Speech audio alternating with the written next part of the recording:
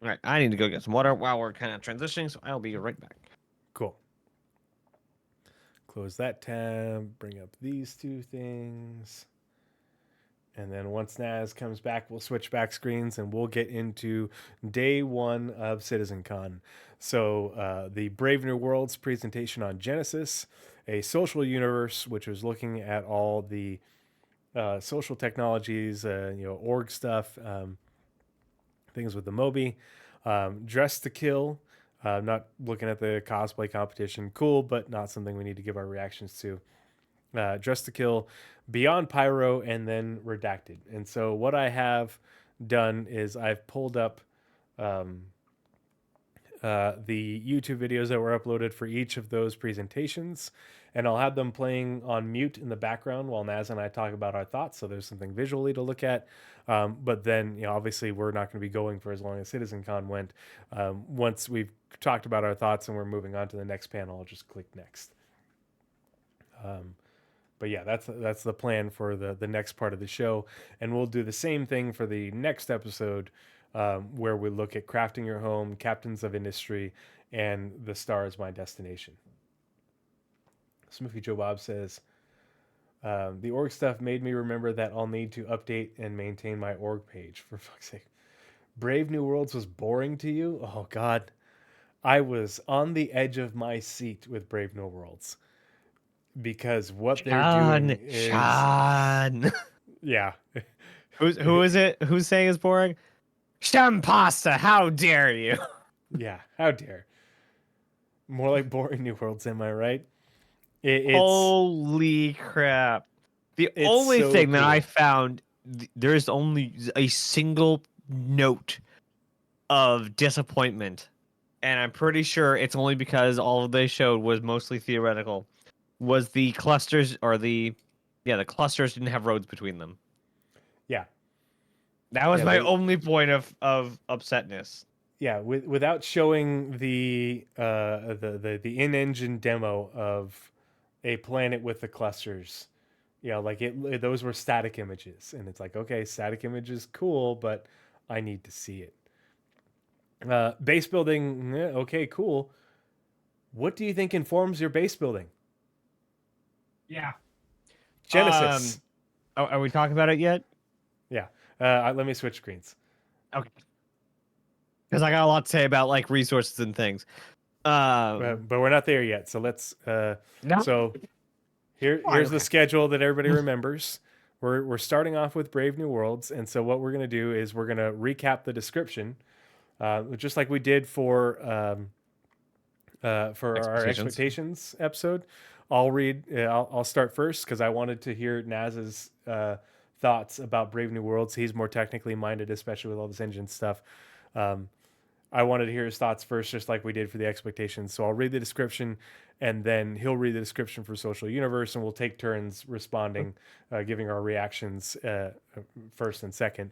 But like I said, we'll have the panel playing in the background, but on mute, so that way we can talk. But while we have, we'll have pictures. So yeah, let's see.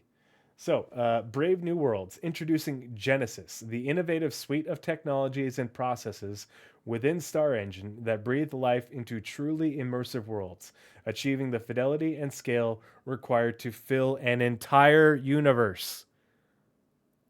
An entire universe.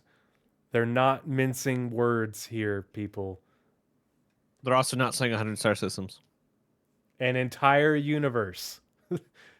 That's what they're talking about. Because this system doesn't just do planets with isn't just to do planets with trees and plants and animals. If they tell it, hey, I want I want bullseye that's covered in craters and has noxious gases and blah blah blah, Genesis will make it, and Genesis will be like, really, that's all you wanted from me? You're really wasting my time with this? What is Because it's my purpose? To hit that yeah, button. yeah, because it's alive. Yeah, how much universe? An entire fucking universe. The whole fucking thing. All right, playing the panel. Nazeris, tell me what you thought about Brave New Worlds. A lot of my current things I had to say about it, I didn't think of, excuse me, until watching the Nubify video. Apparently, he is/was a geospatial engineer for the Canadian Army. So a lot of the first phase of Genesis was literally what he did on a day in day out basis. Um, I'm gonna have to go back and watch that and because I didn't know that. That's cool. um, I didn't connect. I honestly took each phase as its own panel. They're freaking not. Genesis. I don't know why I didn't think of this the first watch through. Genesis places buildings and stuff. Like it's not you. Genesis builds the environments and then a separate thing in the Genesis lineup builds the buildings on it. No, it's all freaking Genesis. It is all based on the data set. Um, and another thing he mentioned, Newfire, that is about as your point, base building and resource finding, because it's all rule based. Everything in Genesis is going to be rule based, and I like to use the analogy of recipes. Everything's going to have a recipe. Where different resources spawn, what trees, what creatures spawn has a recipe that Genesis will run into as it generates things, and so anything that follows that recipe will then spawn there.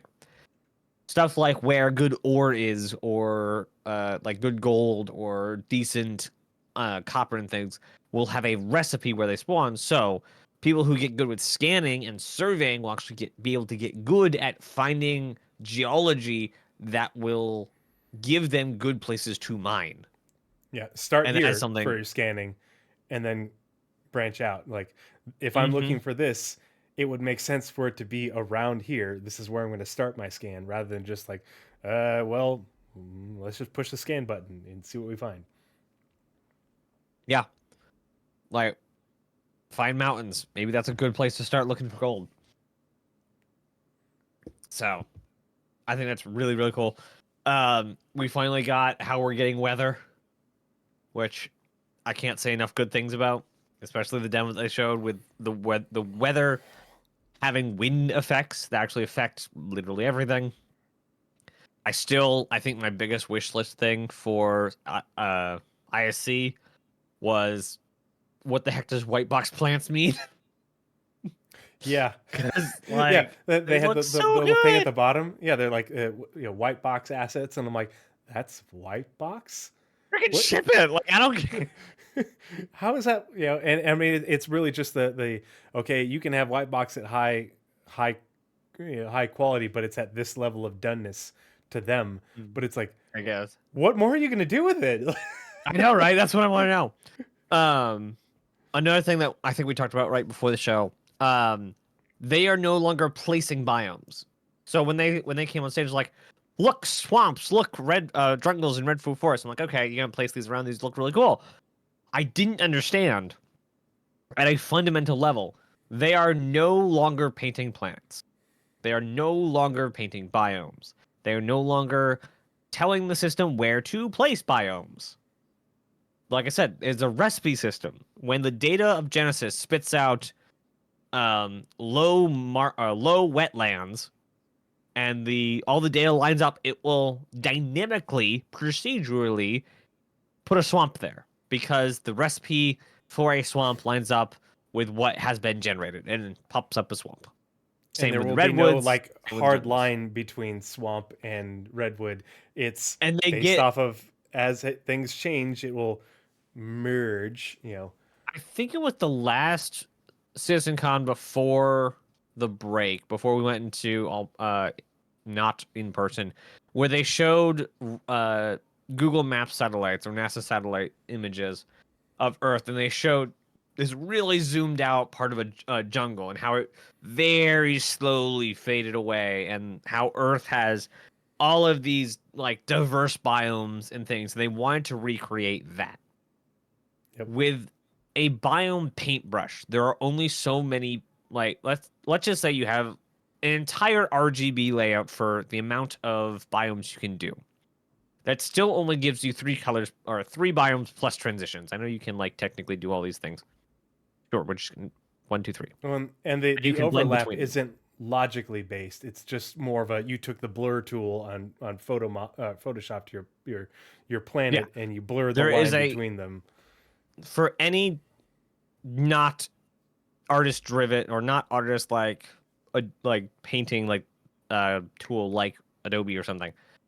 There is a countable number of transitions between colors. And there has to be, because you can't have an infinite amount of things because computers don't know what a perfect round sphere is. And so with Genesis, with just the first panel, you are able to make infinite amount of biomes. I pause Just full this right stop. here. Yeah, because what you're talking about is on screen right now. Like what they like. No We could not have limitation timed that of better. number of biomes. It's perfect. It's perfect. Like Extreme density when appropriate. when You know, appropriate. Like it's not like every forest will be like no view.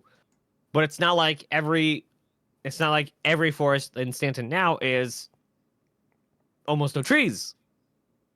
It will be procedural and data, like procedural doesn't add up to what they've done here. Like it's almost a cheapening of Genesis to call it procedural. Data driven, I think, is a much more apt kind of like tone for yeah. it. Procedural is what No Man's Sky does, and that's just randomization.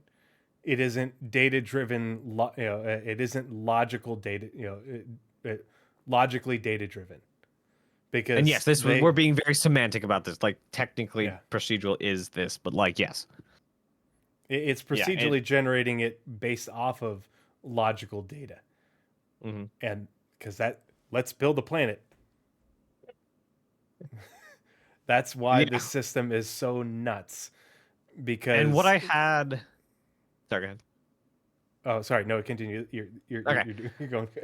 what I'm I just had riffing off you, before. man. So what I had in the expectation bill is I said I believe Genesis is a term for the whole suite of planet tech tools, and a few we do not know how with server meshing they'll be able to build 80 plus star systems in less than 100 years. I only got the half right. I think Genesis as a base tool is an evolution of a lot of things like Starchitect we've seen evolve over the past couple of years from the Rastar tool. um, I think the Phase One Genesis is completely new, and we have a couple other systems that we've seen iterations of. But I think as far as that, as far as a suite of tools we already knew, I think I got that pretty much wrong. But it is how with server meshing they're going to be able to do 80 plus star systems in less than 100 years. So yeah. And Um, okay. Smithy Joe Bob, I'm not saying that like, and I don't mean that No Man's Sky is completely random. It does have rules and such, but it isn't data driven by logical data. Like it isn't. No Man's Sky isn't making realistic planets. You know, that's Yeah, the data. Like they talked about this at CitizenCon last year. They're using data from like NASA, and yeah, not just for Earth to create planet. Like if they yeah, want a smog planet, they're going to use data from Venus in order to inform the development of a smog planet. yeah. And like I said, it's we're just being pedantic. Technically, uh, Genesis and No Man's Skies are both procedural. They're both data driven. All procedural games are data driven. It's just what data they're given and what kind of outcome is gotten from said procedural or data. So, like with Minecraft, their data driven approach is a single seed informs the entire map. With Star Citizen, the data has like 10 different values on every point of the map. So, it's just their Star Citizen's data driven effects are at a whole nother level above that of, well, leagues in front of Minecraft, but definitely a class above No Man's Skies. Not to put No Man's Skies down, but they went for a different kind of thing. And No Man's Skies and like Starfield both have very similar ways of going about it. But they went for a much more random procedural randomness instead of Yeah, infinite this makes variety. sense to be here. Yeah, infinite variety versus a logical creation. Mm-hmm. Um, And that's what I got. yeah, so like it for when we were talking about this before in terms of expectations, like I expected them to talk about, you know, um, they're going to have because I talked about some of this last year with the just barely glossing over Planet Tech V5, and I Mm-hmm. expected some of this in terms of instead of painting the planets, it's going to be I expected what we got shown, but light. What they showed us is an order of magnitude more detail and more data into the simulation to drive the creation of planets than I was expecting. Um, so I was like, okay, I had an idea, but then I was like, okay, I was on the right track, but they took it 10 steps further. And that's Right like big track, wrong giant level. steps. Yeah, yeah, not, you um, but that was just for the like biome creation, essentially. Like Mm-hmm. the fact that everything is, everything they showed is data driven, and it's all using the same. That's the thing, is you're not creating a separate data set for the plants and the trees, a separate data set for the weather, a separate data set for the animals. It's one data set, and that's what drives all of these things. So that's Mm-hmm. that was the incredible part. Like right here, you're showing off the rocks, and they're going to talk about the rocks. The rock scatter is data driven. Like everything about it is data driven and logically based off of realistic rule sets for how you would create planets. And this is them creating an Earth-like, and that's why they showed it off to us, because the tree, it's something that we can relate to. And But they have two major Earth-like places coming up, being Castra and Terra. yeah, you've got Castra, well, Castra, Terra, and Gen. Um, Gen is a Yeah, terraformed planet. Um, I meant the systems, but yeah. yeah, but yeah, you've got 3 planets and 2 systems that will use the fuck out of this. And but everything, this is the rule sets. Now, obviously, what the system does with the rules for the creation of a smog planet or a coreless rocky planet, are going to be different.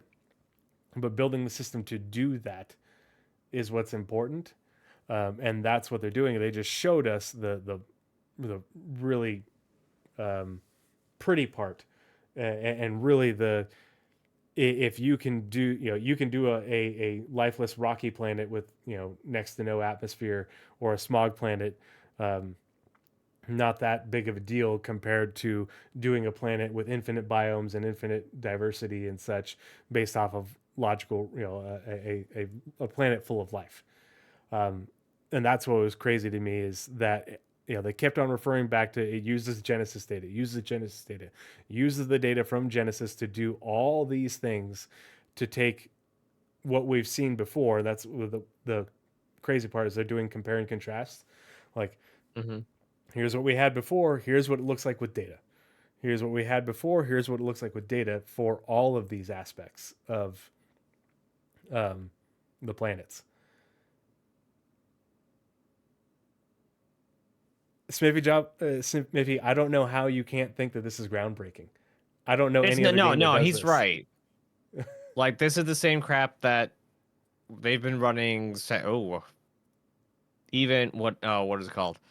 The first RPG, because that also had procedural dungeons. It is nothing that hasn't already been done. It's just being done in the Star Citizen way, Yeah, being freaking blown way out of proportion into a whole league of its own. It it's like is server the meshing. like. Server meshing has been done in much more simplified ways, in ways that don't scale to do what Mhm. Star Citizen needs. I've never seen any game that does this for in a realistic, believable the universe, cl- to the create closest realistic, thing. believable planets procedurally. Like, I've played a lot of No Man's Sky, Mhm. and that's why I don't play a lot of No Man's Sky anymore, because The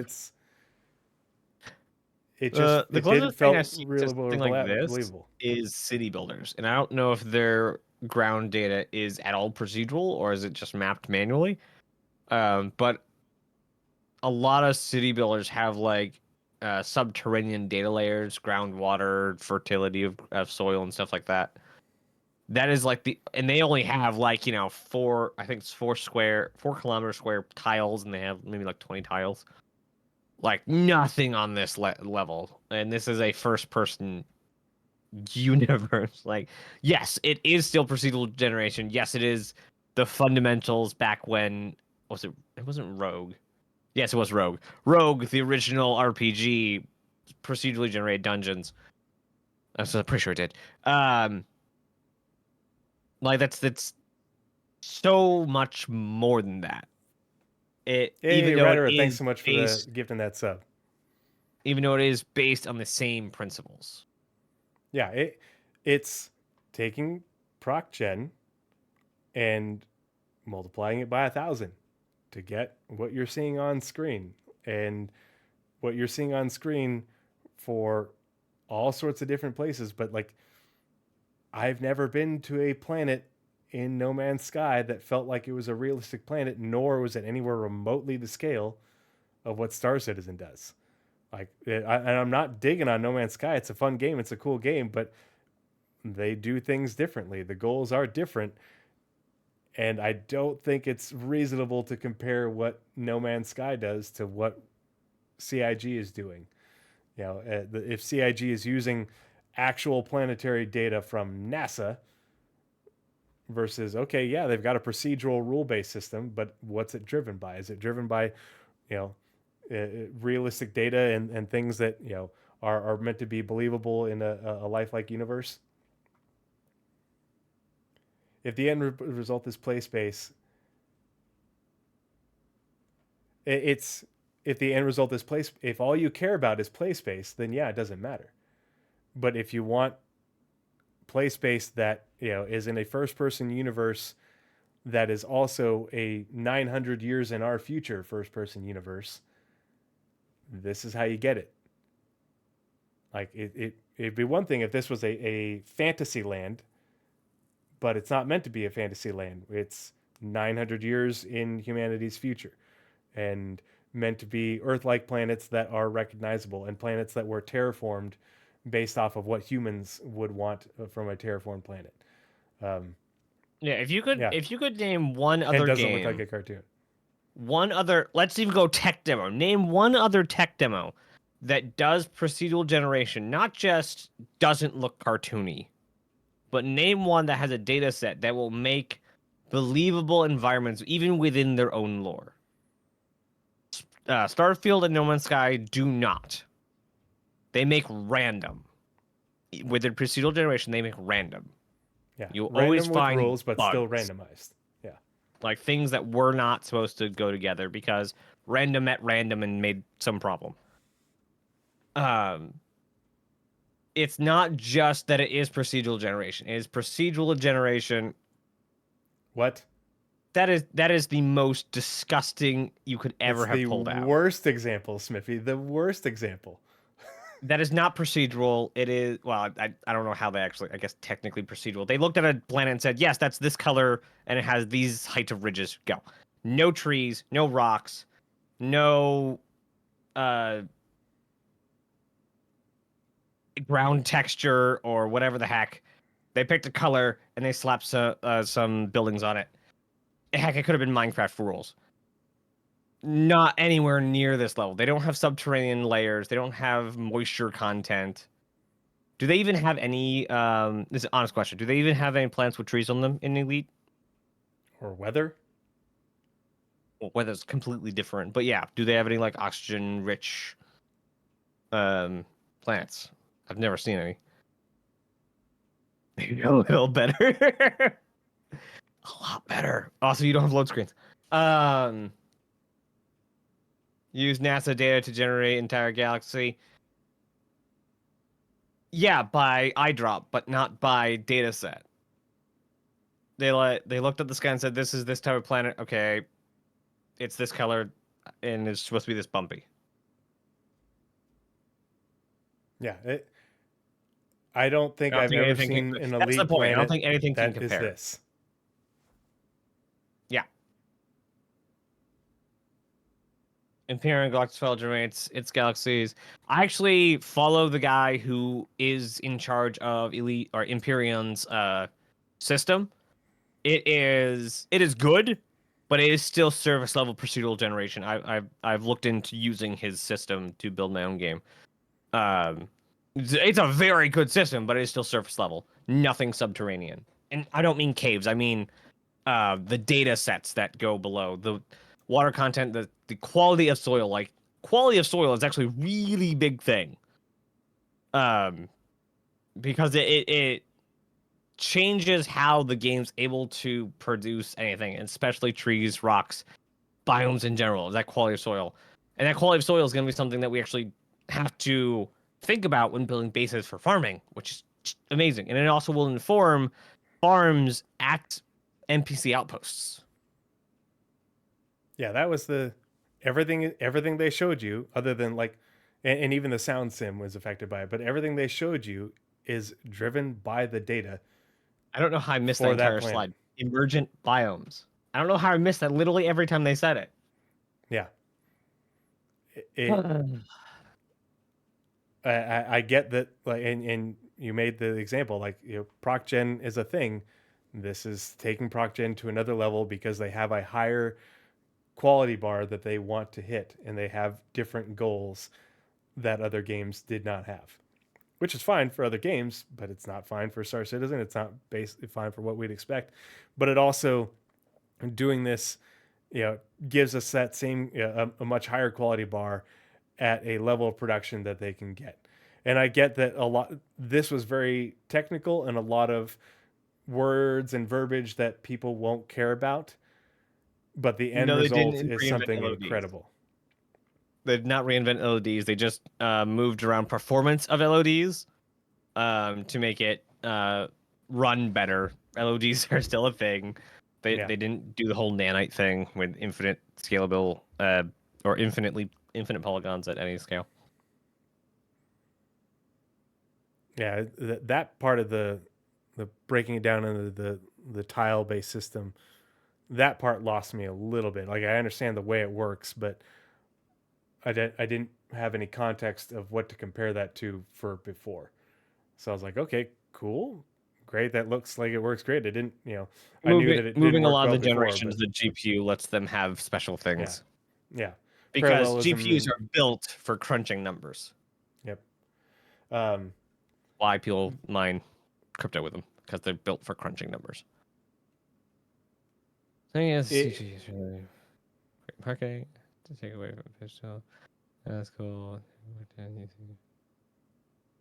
I didn't. No one is saying they invented ProcGen. We're just saying that they took ProcGen and gave it the Everyone gives rules their and the procedural data generation a sets. name. Yeah, and like, I don't know why you wouldn't try to market this. This is great, and What this is is just the basic result, and it looks amazing. And it's not just the trees and the biomes. That's the thing, is this whole presentation was, hey, we can create data to say, okay, these are these are the data points and the fields that we want to have, and we can tell the system this is the planet that we want, and and it will make it, and it'll make it for at a level of detail and scale and cover a whole bunch of things that isn't just the biomes, but it's all the things that they showed off as being driven by one data set, which is nuts. reference Galactic Empyrean or whatever it's called, the not space engineers calls the developer of the procedural engine for Galactic Empyrean Survival, whatever the heck it is, calls his version of procedural generation Terrain Engine. There's also stuff like World Machine or Terrain Engine, or not Terrain Engine, or TerraGen. Like lots of people build procedural generation tools and name them and market them. That's Yeah. also not a CIG thing. We're not talking about building, inventing, marketing the tools and procedural generation. All we're talking about are what Genesis does and how cool Genesis is. And And that what yeah, is a more what it's capable of. thorough example of procedural generation than either of us have seen before. That is all we're saying. Yeah. The Genesis gives a procedural generation result that covers far more than I've seen from other games, because it's the biomes, it's the weather, it's the life on the planet. You know, not just the trees, it's the flora and the fauna, it's the points of interest, it's the resources on the planet. You know, in terms of like what you can mine and what you can gather, what you could farm. Yeah, I like Aether Drifts. Like, Yeah. backers are always asking what they're spending money on. We're getting X, Y, and Z. This is them telling us that's on. Yeah. Yep. People have been asking them, how are you going to speed up the development of star systems now that server meshing isn't going to be a blocker? That's the reason this is the first panel. And if you put this into context with so many other presentations and talks over the years where, hey, this is what we need to do in order to ramp up production of star systems. You know, if you go back to what Tony Z said at the initial quantum, sim presentation in 2019, he talked about this in vague terms of what they need to do, and where they need to go. And this is, planets and POI, they're going to have to do a whole lot more, like in terms of proc gen of building interiors and stuff. That's a whole other can of worms, but at least this is going to get us the planets built with the PO, the POI placed and done, and everything up to and including landing zones. Or up to landing zones, not including landing zones. Now, landing zones and everything else is a whole other can of worms. But Naz and I talked about, we were talking about we doing a sit rep on our Road to 100. Pardon me, Road to 100 Star Systems Spectrum Pulse scanner anomaly that we did. I forget what it was, because we talked about the tools It was that Pulse, they use. Spectrum Pulse, because it was all over people talking about how we're going to get there. Yeah, because they have other tools for doing gas clouds and asteroid fields and asteroid belts and space stations, and other things like that. But the fact that we will be able to have a planet that they can subdivide with dynamic server meshing based off of large volumes of players with thousands of points of interest, not including the ones that are player created, and a planet that looks this good and feels this believable and is full of, like they talked about in the description, full of life, that's just nuts to me. And granted, this probably has a lot of development left to go, but just like every other tool that they developed, we'll be getting the results of said tool in game before that tool even ends up at the 1.0. Points of interest. I hope they put Genesis. I hope they put Genesis on the roadmap tomorrow. Oh yeah, that is because yeah, and we should have in a week we'll have another month report. Yep. Yeah. So as soon as we can, we'll probably be back here doing. We got day 2 to cover, and we have the Roadmap Roundup month report. So we gotta get moving on these things. Yeah. And there was like a few other little things, like, so I was a firefighter for years. I did a lot of wildland firefighting. Like, one thing that really stuck out to me is like and like I said, it's logical based off of real world data and how these things, the southern slope of a mountain versus the northern slope of the mountain in terms of how much sun it gets and your density of foliage and trees, what we call fuel levels based off of moisture and sun content. Like the previous system didn't do that. They talked about, they joked about forest fires. I don't know. We'll see. But when did they joke about forest fires? That's not a joke. That's terrible. Yeah. I mean, the way they talked about fire, and I think they mentioned it in an SCL, but they talked about it's like everything, it's a procedural system. It should work everywhere. And they're like, so yeah, forest fires. And like, yeah, I don't see why not. The trees terrifying. will eventually now that we have such dense areas. Yeah. What happens if somebody starts a fire? Eventually it'll burn itself out, or dynamic weather will come in and put it out. just like in real life. Oh man, if you can have will your your base insurance be covered?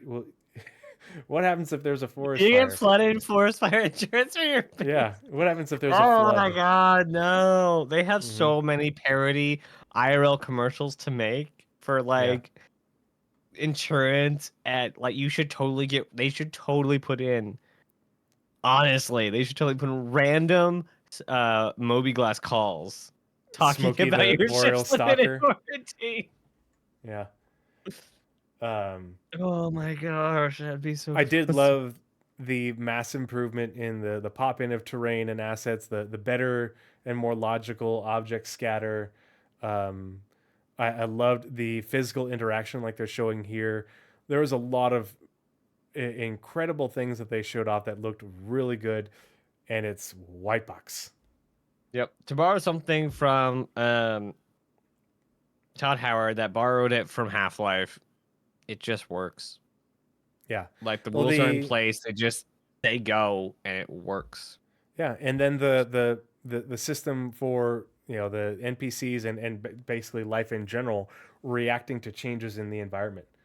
So that way, if a player places something, that the it the NPCs recognize that there's been a change in the environment, or this is a thing, that's a thing, and a NPC can navigate and react to whether it's player generated or game generated changes in their environment. The NPCs uh, having their field of view change by light dynamic, light and sound dynamically. It's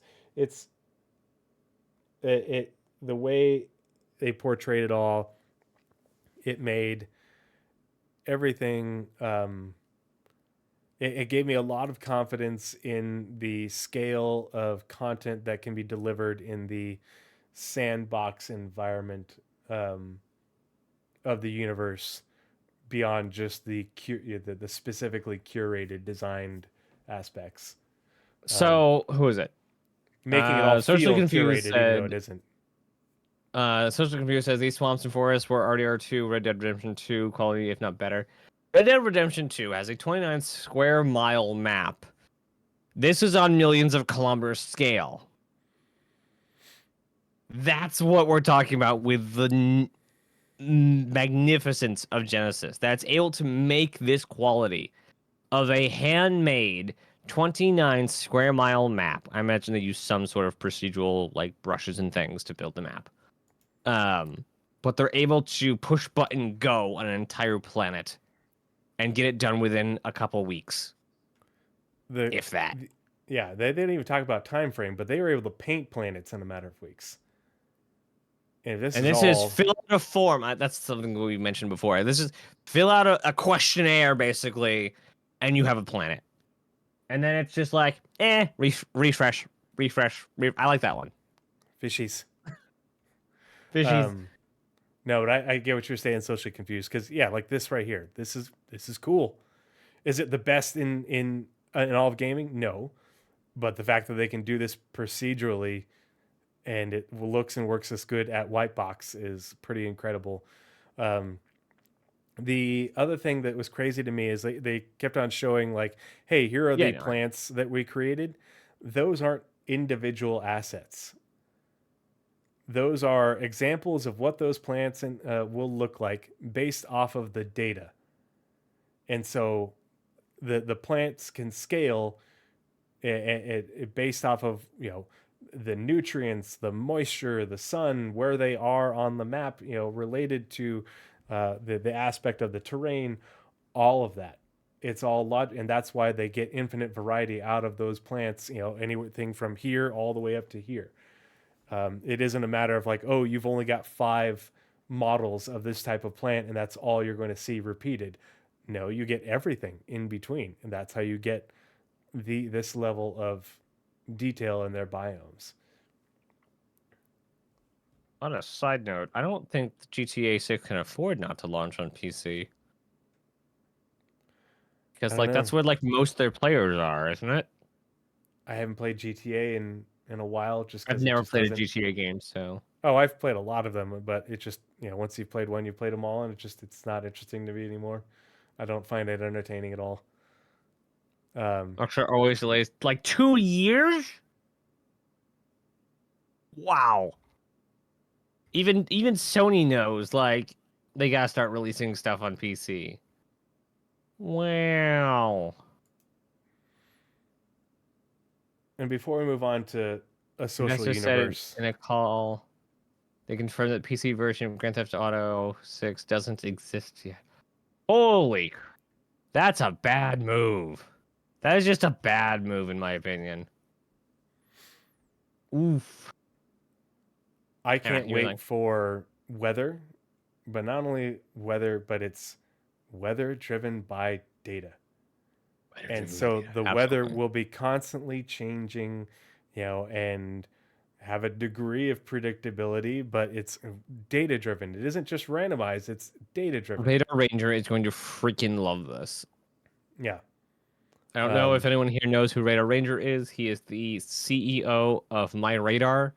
He put all of the moons in Stanton into My Radar for a time. He launched a satellite with Star Citizen's logo into actual real world space.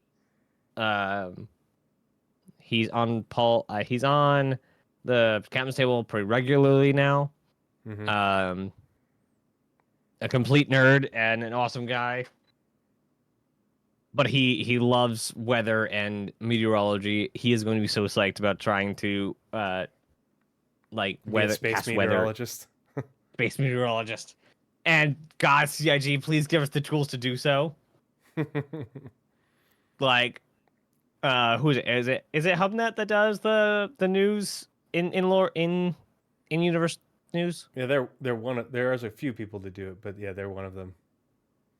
Yeah. So like, if Radar Ranger could get a character and be the meteorologist for that, that'd be just freaking cool. Hmm. Yeah, even though this is sped up 20 times, like, God, that looks so cool. And then you've got, Could you imagine being there and like working on like something as the like storm rolls in? hmm and the rain and the temperature change, and lightning, or, and this is right here. You're up in the mountains and it suddenly starts snowing and you're not prepared for it. Welcome to the real world. Like, you and your character, you go up in the mountains to go hiking and you smoke, God knows whatever, and then you have to call for rescue because that's like half of my SAR missions that I go on is go find somebody who's high and lost in the mountains. But Jeez. things getting wet, puddles forming, like, yeah. Yeah, this looked Unreal Engine tech demo level of amazing to me.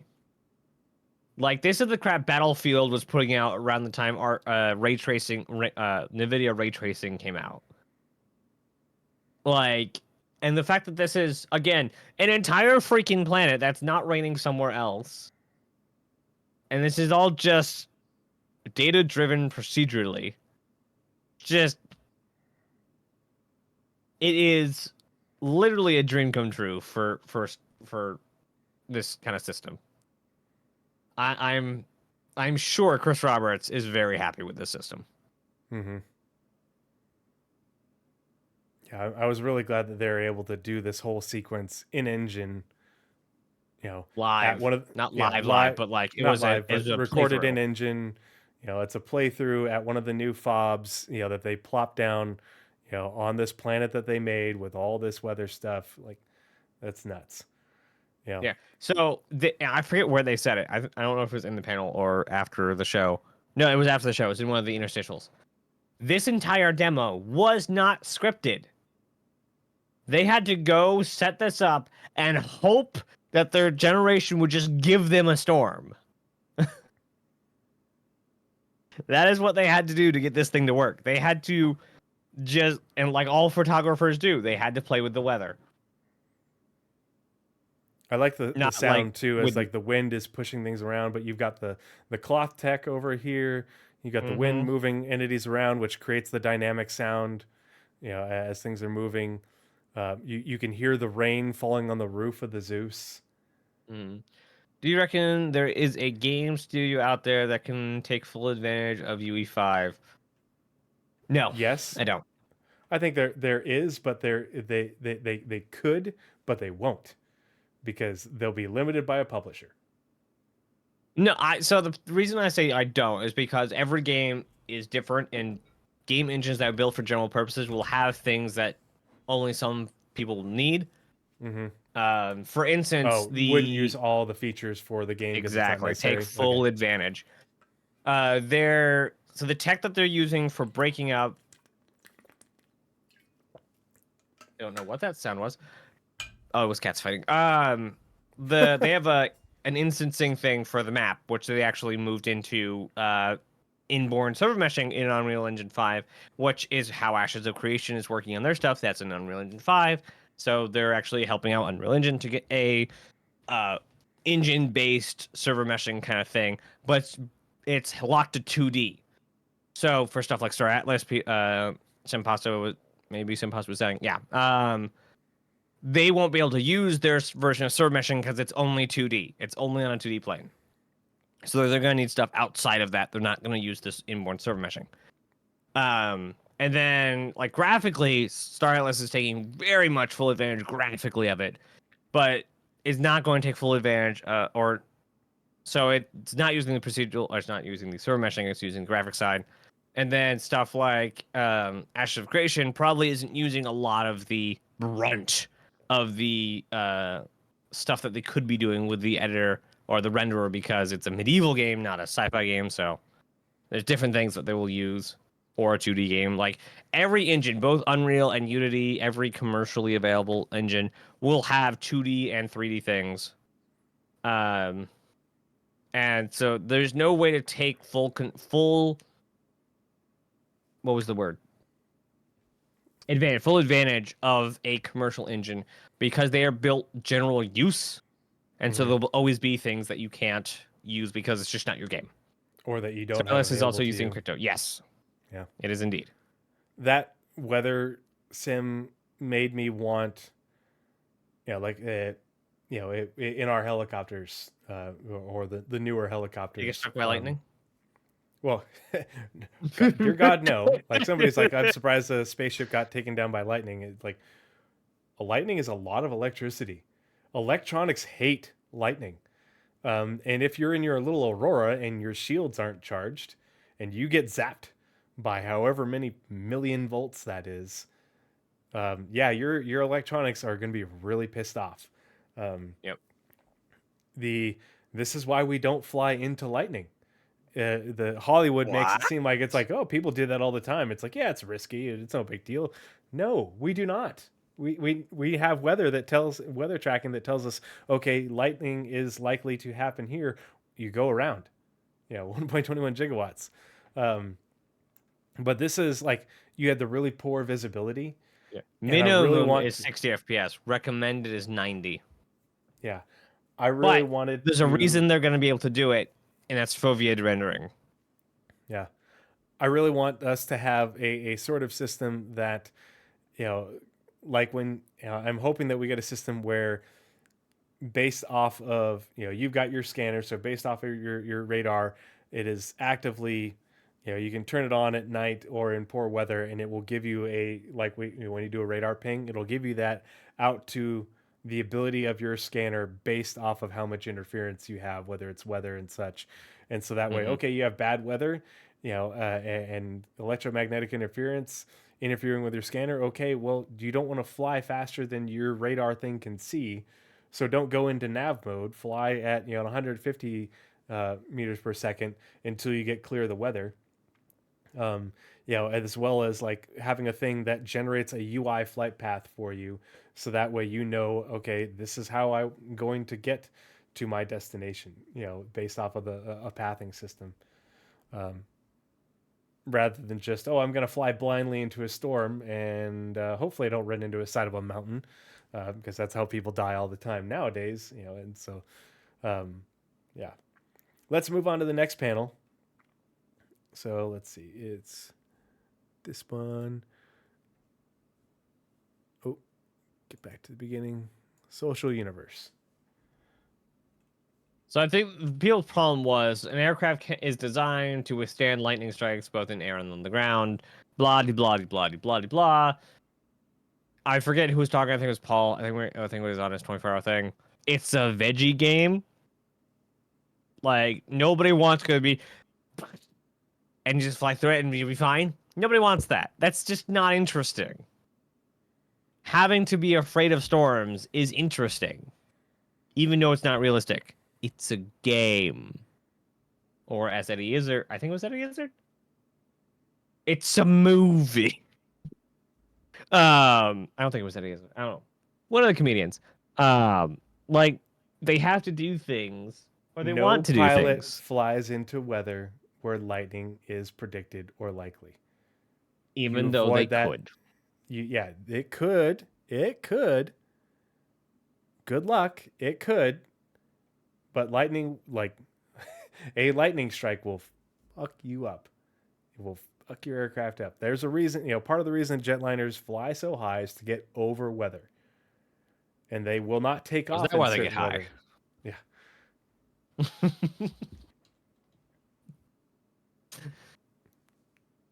All right. Are you starting with social universe this time or am I? You're reading it, so I'm starting. Got it. A social universe. It's the people you meet, the bonds you form, that truly bring the universe to life. Dive into how we're evolving social features to maximize your adventures, from personal one-on-one interactions to massive gatherings with hundreds or even thousands of players. So Right? What did I say? What? I don't know. Shabazz is a good one, as I don't know what I said. Oh, yeah. It was good. I don't know What but was it was good? good. Oh, okay. This is one of those things where it's like, I feel like this is overdue. Oh, And got it. that they're doing this now that they've gotten to server meshing. Like, part of it is, okay, yeah, it does make sense from a tech standpoint, because they didn't want to build these services and systems and then have to rebuild them again to work with server meshing.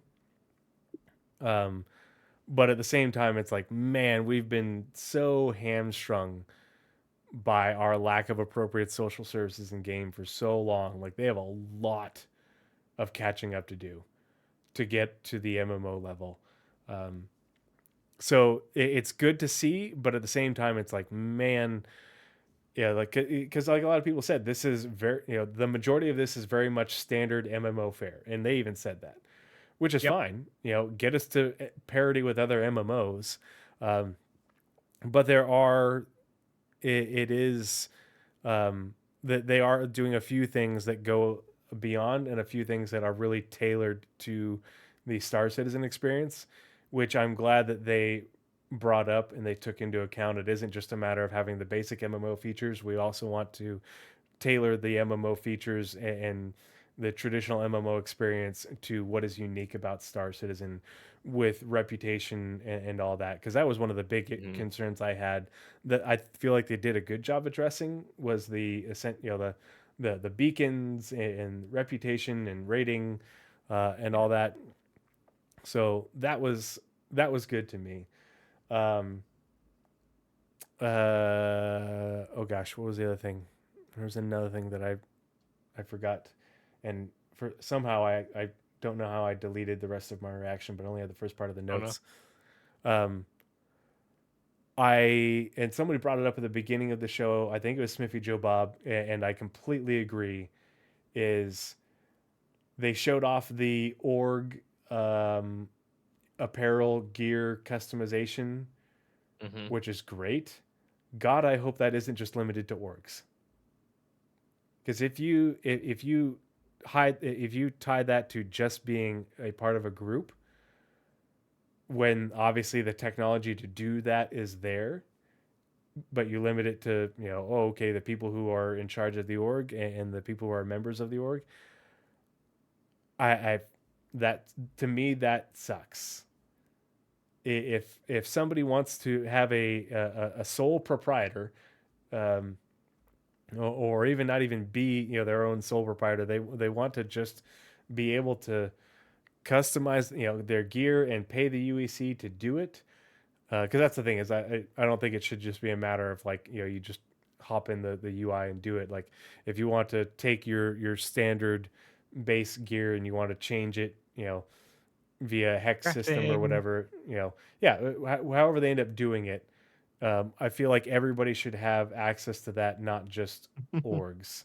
So I hope that that was just a thing that they didn't communicate because they wanted to highlight the, hey, you got the uniformity and you've got to you have the ability to show off your org pride, which I think is great, but don't limit it to just the org. If anyone's played any number of the last 5 Need for Speeds, you'll know exactly what's going to happen the second this system's in game. Yeah. All manner of questionable things by any party will be in game. Yep. I don't know how much they're going to oversee or have rules and what are they called? Oh, I'm not anti-org, Danger Hobo.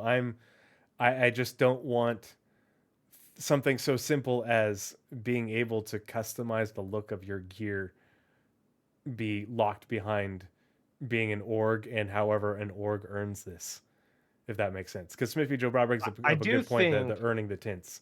And it's like, yeah, do you have to do that as a member of an org? And,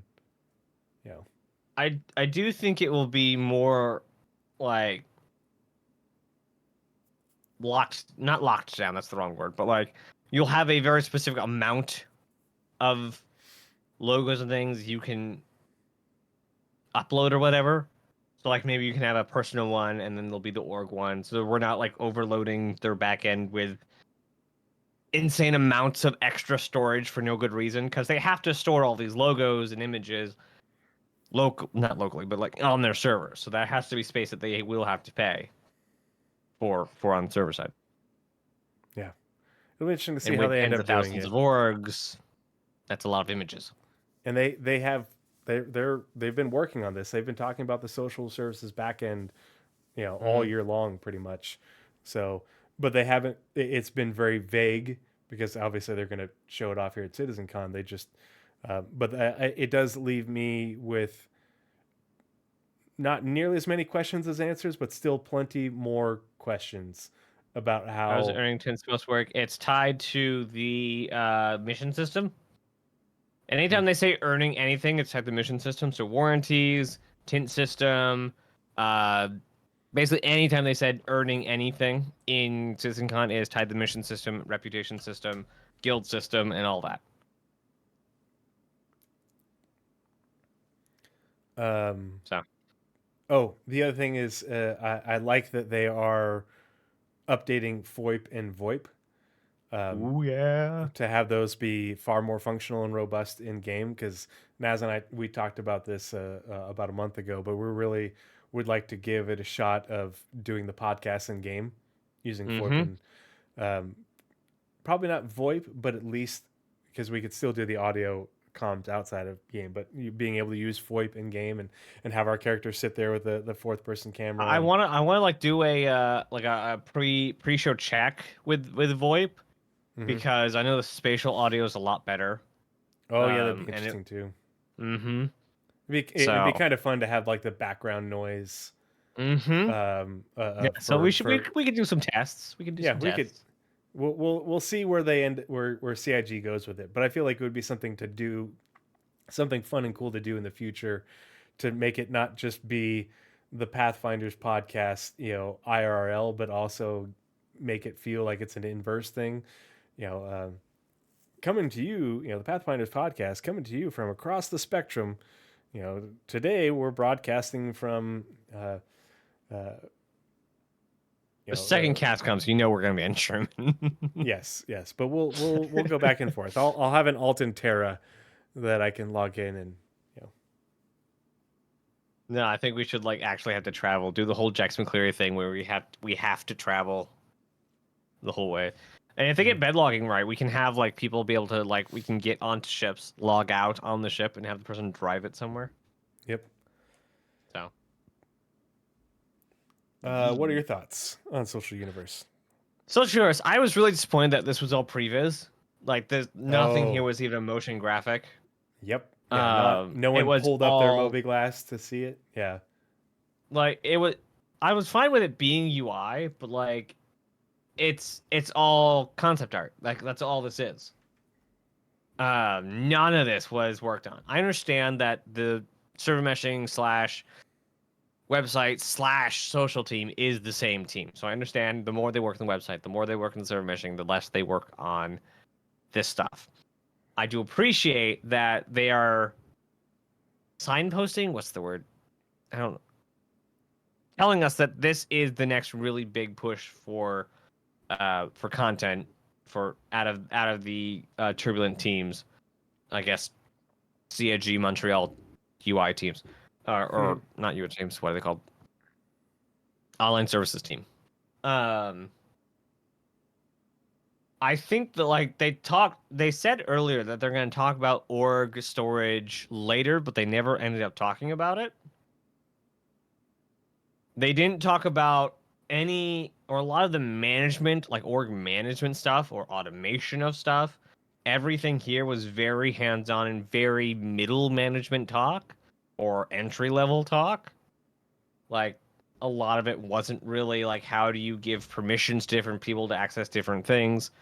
Like, I mean, it didn't even come up in base building, like who can build on your plot, who can't, who can access storage, who can access hangars, all that sort of like really necessary ranking stuff within the org. There's a lot of stuff here that just wasn't talked about. Like, it's a good direction, but it could have been an email. Like, it was a lot with not a lot to show for. And I really hate saying that because it was nice to see. From a design standpoint, it feels good, but It looked like we it don't felt like a really know. good ISD. Yeah, but we don't know where they are with it. We haven't seen it implemented. Oh, apparently they did mention org storage. It was a single sentence in the base building panel. All Yeah, right, can you give me a timestamp on that if you could? I would like to hear that one sentence. I missed it apparently. Is yeah. it Like just that when you build the underground storage, it just is org storage? Is that all it is? Nazeris's permissions for me when I'm on his base are going to amount to I'm allowed to take out the trash and mow the lawn. No, you will definitely be able to administer medical stuff, but like That too. any lethal anything is strictly not allowed. Yeah. Nothing that causes fires, nothing that can move, no I worked vehicles, very no hard on this. I'm ships. not letting you break it. um, any other thoughts on Social Universe? Yeah, I think it's a good step, but this is a big deal for like large player counts. hmm Yeah, And I agree with you. Like they are not parroting. They are getting it up to par with like they said in the like one of the opening slides. Like this is just standard MMO fare, and this is something we desperately need. And obviously something that needs to be done, ironed out, and finished by 1.0. So and that's good. even sooner, like not having these things for And dynamic Party server Finder, meshing I with a really shard. loved Party Finder, the thing that's on I screen now. Yeah, party fun because that's yeah, that will help a lot, especially with new players coming in. But yeah, the like No this is access something to that they need to be ground. rolling out in the next, or at least parts of it in the next year, because hmm otherwise, a shard with thousands of players is gonna really struggle. Um, I don't think it was mentioned, but I think the same, not delivered in the next 12 to 18 months, but worked on in the next 12 to 18 months was implied in a lot of this. Like this is not other than 1.0, a lot of this was not we're going to start working on this next. This was hey, we started the process of working on all these things. And so you I would mean imagine we're CR going to learned his lesson in that it doesn't matter how many caveats you put in and context you give, you don't ever put a time frame on things I with don't the care. I don't care what people gamers. think. I think timeframes are very, very, very, very, Oh, very, very important. there's no problem And I between you much and I, but like holy crap, the amount of like I work. keep saying, I rather have the point to look forward to, and even if we miss, just give us the next point to look forward to. I'd rather have that and just keep looking for it. Okay, that's a problem with an optimist versus everyone else's Mm-hmm. pessimist and realist stuff. I'd much rather be looking forward to a point and it just not happen and look forward to another point. It doesn't disappoint me. It just gives me something to like live for, kind of thing, like to look forward to. Like I don't care that they missed their things. Like, oh no, they missed it. I'll be like slightly miffed for a week or so, and then I'll move on. Obviously, that's not how the majority of the world's population works. But like, I much rather have this goalpost to reach.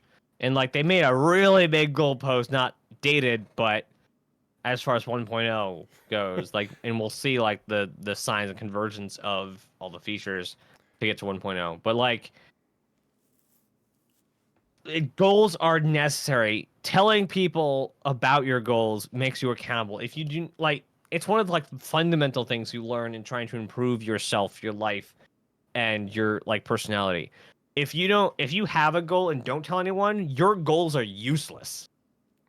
You need to tell Shimposta. people your goals. Ironically, lots of people wanted CIG to give dates on stuff.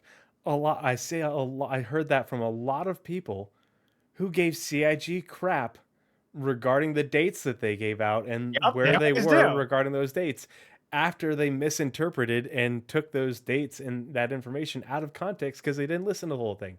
It's like Yep, there's no winning with you people. There's no there is winning. not. You know. And so, fun fact, for those who haven't been in any other communities, apparently, this is a epidemic that permeates every single fan base known to mankind. Marvel, Disney, wrestling. I heard a conversation at work at like the exact same problems of toxicity, people taking stuff out of context, people not listing the stuff that they're talking about, people having just the worst takes in history, and they were talking about wrestling. Yeah. It's just like, oh, so this is just the state of the world. It's not just Star Citizen. It is literally every fan base for everything. So like, we're not special, and that makes me happy. It also makes all the like negative Star Citizen news org posts hilarious. They're like, you're gonna pick on us. Go one game away, right? Go Starfield, GTA. I know those are like, whatever. Those are like upcoming stuff. GTA is, but like any other like big development stuff, there's gonna be the same rhetoric all over the place. It's hilarious. I'm just so involved in Star Citizen, I didn't really notice it anywhere else. I don't Hilarious. I don't know if we'll see a MobiGlass app for a mobile app for a MobiGlass, but the fact that everything will be integrated with the website, I mean, at least you can use that on your phone. So that's something I just don't know if they'll build a dedicated app, but at least having everything be synced up will be Yeah. nice. Assume everything you have not heard in the last 3 years, assume it doesn't exist as a safe bet. Assume everything you've heard previous to the last one probably doesn't exist. Like a lot has changed in the past 3 to last 1 year, especially with the transfer over to Rich Tyler taking the helm and working Star Citizen into something that's going to get done in the next 5 years. Yeah. Oh, All White right, Knights in Minecraft. Freaking crap. let's move on to Dress to Kill. And so I'm reading this one, and The you're second telling me most about your disappointing reactions first. panel. Oh, see, I liked it. It didn't I cover freaking some. didn't care about a freaking thing. It didn't cover some of the things that I wanted, but I did think it was cool. Okay, you read it, and then I'll come out with the most stupid, not the most annoying take on it. Well, sorry, not as much cool for me because it's not things that I'm as interested in, but I know there are people No, that I'm friends within the community that are very jazzed for it, and I'm happy for them. If that Okay, makes I don't sense. have anyone like that, so makes sense. Yeah. From high fashion to dynamic function, discover how Starware and exciting new character focused specializations that let you define your identity. Discover how Starware and exciting new character focused specializations that let you define your identity and take on the challenges ahead, including, that's worded wrong, including the return of a legendary friend from CitizenCon's past. All right, Naz, what did you Okay, so I think have about two Trust the Guild? prefaces. One, I nailed this one with what Star Wars was, is the unification of Yeah, armor and clothing. Nailed that. I'll take the Oracle point for that. about time, by the way. Absolutely. Um, Two, I do like the stuff they didn't talk about as much and the hindrances of armor and the pluses of like flight armor, like the racer thing. You didn't But like it I as much, or you freaking did? what You what didn't like that as much. I do The like not being able to fly a ship as well with heavy armor and Okay, having gotcha. certain armors be better for flight and stuff. I do like that. Hmm. I freaking do not care about armor stats. Just do not care. They will make me care, and I will care then. This did not need to be a panel. This could have been a text message. Forget the email. There was nothing in this panel, like, at all. I'd much rather have this have been a creature panel.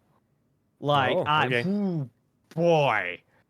Um, like I said, I do like the idea of not being able to fly well with a heavy armor and having G-force armors and stuff. I like those. I like the traits. But as for like this one's higher resistance, this one gives you more mobility. Don't care. Do not care. Screw off. Hmm. And they will force me to care. I'm aware of that. I'm much like I like looking good, not to the point of like negative my experience. I will min max and try and look good at the same time. But I was so happy about Star Wars being the unification, being able to have backpacks and shirts and like normal clothing with armors and things. Putting a Like weapon everything on else your was jacket, meaningless. you know, Huh? yeah, putting a weapon on your jacket, not having to wear armor. Mixing matching clothing and armor, just so good. So Mhm. everything else was basically meaningless to that Wearing fact. armor without a flight suit underneath, or Hmm. just a t-shirt or no shirt at all, show off the abs and stuff. Which is another thing that I won't get into right now about I don't like my player characters being more muscly than I do. It's fine. Or that I am. I don't. It makes me feel very awkward. Um as far as the random, like, not at all about clothing, I really hated that the Velakar was in this panel. I really, really hated that. Again, I would rather this been a creature panel or even beyond Pyro because it's being added to Stanton. I don't know. I It did not was like weird this. that that's how they added that in and showed that off with the whole building your team thing, Yeah, I didn't because like the cadence. I didn't well, like the the team how they members showed off had everything. no bearing on that mission. Exactly, They're they all were in all ships and vehicles. vehicles. Everybody could have been, that one friend in the ships or Yeah. vehicles, and that's what made the difference. And so it's like, yeah, Yeah, that and the guy who was like the driver got killed anyway. So bah! like his better G-force thing had zero bearing. Yeah, Like he felt the G's G-force of of the worm. yeah, So the I worm really smacking did into the like planet. the last like what three? What was it? Was it the last 3 minutes where they talked about the like animals and creatures? Like last 5 minutes of the panel, where they talked about like the new Oh version of yeah. the worm and how we're gonna have different scales of the worm, and if they make everyone be able to weekly grind out a Valakar legendary, this is all meaningless. Like they need to make it like one person, maybe once a month, will even see a Valakar Hmm. legendary. Yeah, very hard Like to find. that's how rare it needs to be. Yep. One person, one at most. Like if you're driving on the surface at the right time of day, when the moon's in whatever phase of the planet you're on, you'll see it. But that means that not everyone will be prepared when they go find it. Hmm. That's what it needs to be. Um, we do summon them, but it won't be a go grind out the Valakar. That's not going to be what it is. It's not going to be like a traditional. It's not going to be a raid. It is a special event. Oh, and I hope it isn't a matter of like summoning them, like you just pick a random patch of ground and you drive around and eventually it'll pop up. It better not Yeah, they be. talked about how like the adults only show up if you kill so many of the young. Okay, well, Oh, okay, good. I would like it for based off the Your bad region. takes. if enough of the adults are killed in a region, then within that region you can drive around and and that gives a chance for it to spawn, not That is just a a big random. amount of time sink. So that'd be okay. If there was that Yeah, much time sink, like that's still a couple days maybe of work or a really dedicated day of work.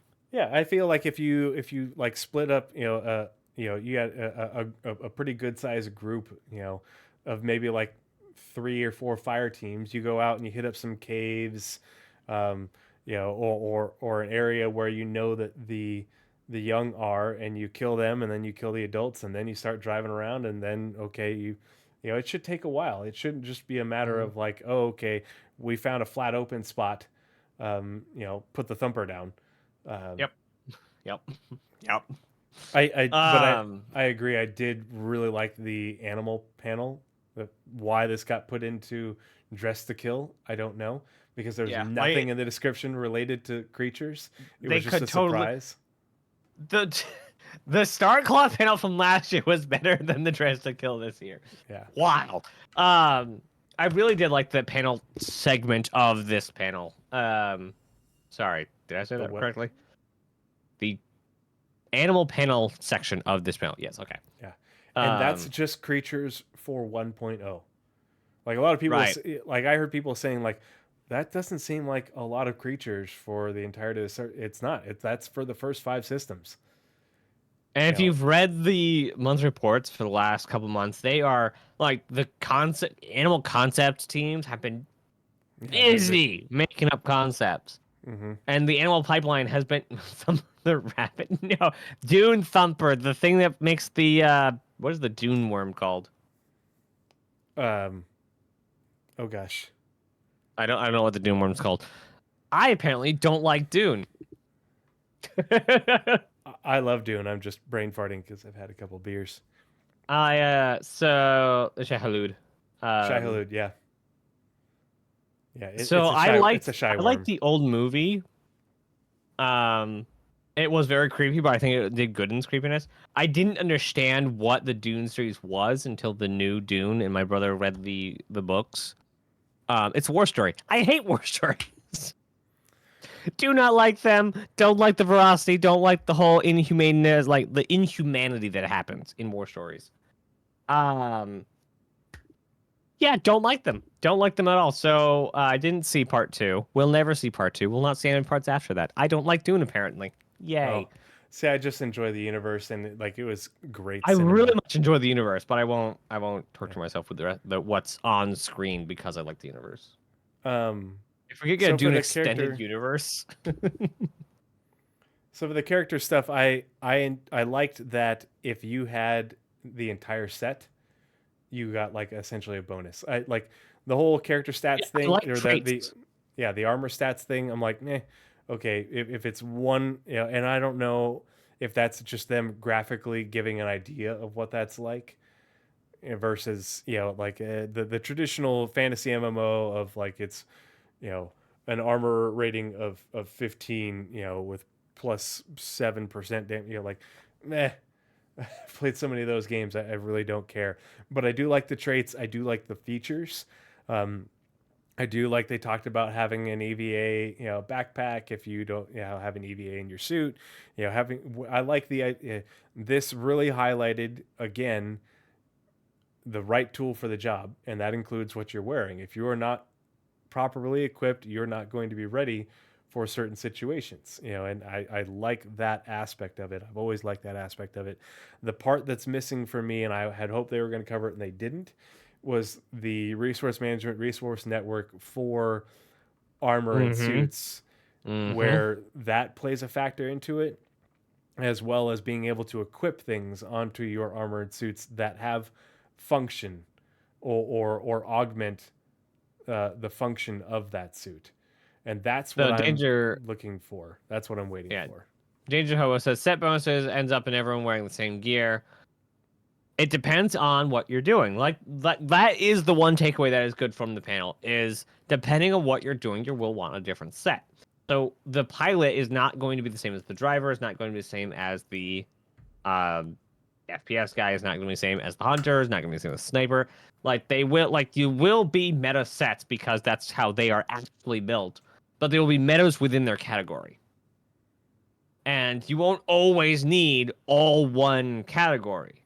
Like maybe you need to be quiet, but you also need decent armor because you're gonna get jumped by Copians. Yeah, and So you having can have this a quiet. ability and being a scout versus having that same ability and being a heavy. Like it's not going to be this is only for heavies. You're going to have, this is just they're sort of like basically laying out that this is what it will be able to do. But there's going to be a lot of variety within that. You're not going to Yeah, have, hunter if you want to be a hunter, you have to wear heavy armor. That's not how that's going to work. and But they're also just like saying that by there's having the a set of bounty hunter type armor will give you that feature. But then you can decide if you want to be a more heavily armed or heavily armored. You can decide whether you want it to have EVA capability or not. Based off of different sets that do different yes, things. there are blueprints for suits, armor, and sets. Um, but also like the full set bonus is only a little bit over each piece bonus. So like if leg armor is 10%, chest armor is 10%, arm armor 10%, helmet's 10%, flight suit's 10%. That's 50% if you add them all together. Maybe it's another 10% if you wear them all together. And I'm just throwing out random numbers here. Nothing is said yet. But if you just take away like the helmet, like you go down 20%, you still had the 40% of whatever trait you're looking for in that suit. Like it's not like all or nothing. You still get some of the bonuses of the armor that you're going for. Plus, with crafting, you can accentuate different features. Which it's a whole can of worms. It's just a whole crafting is a whole can of worms. We're And I gonna would learn love to know more where about do I this. buy cans of worms? Can you actually buy cans of worms? And What? they're scratching the surface with this. They got the ball rolling because we're going to learn more about this over the next year. But this Can isn't. of Worms is a movie.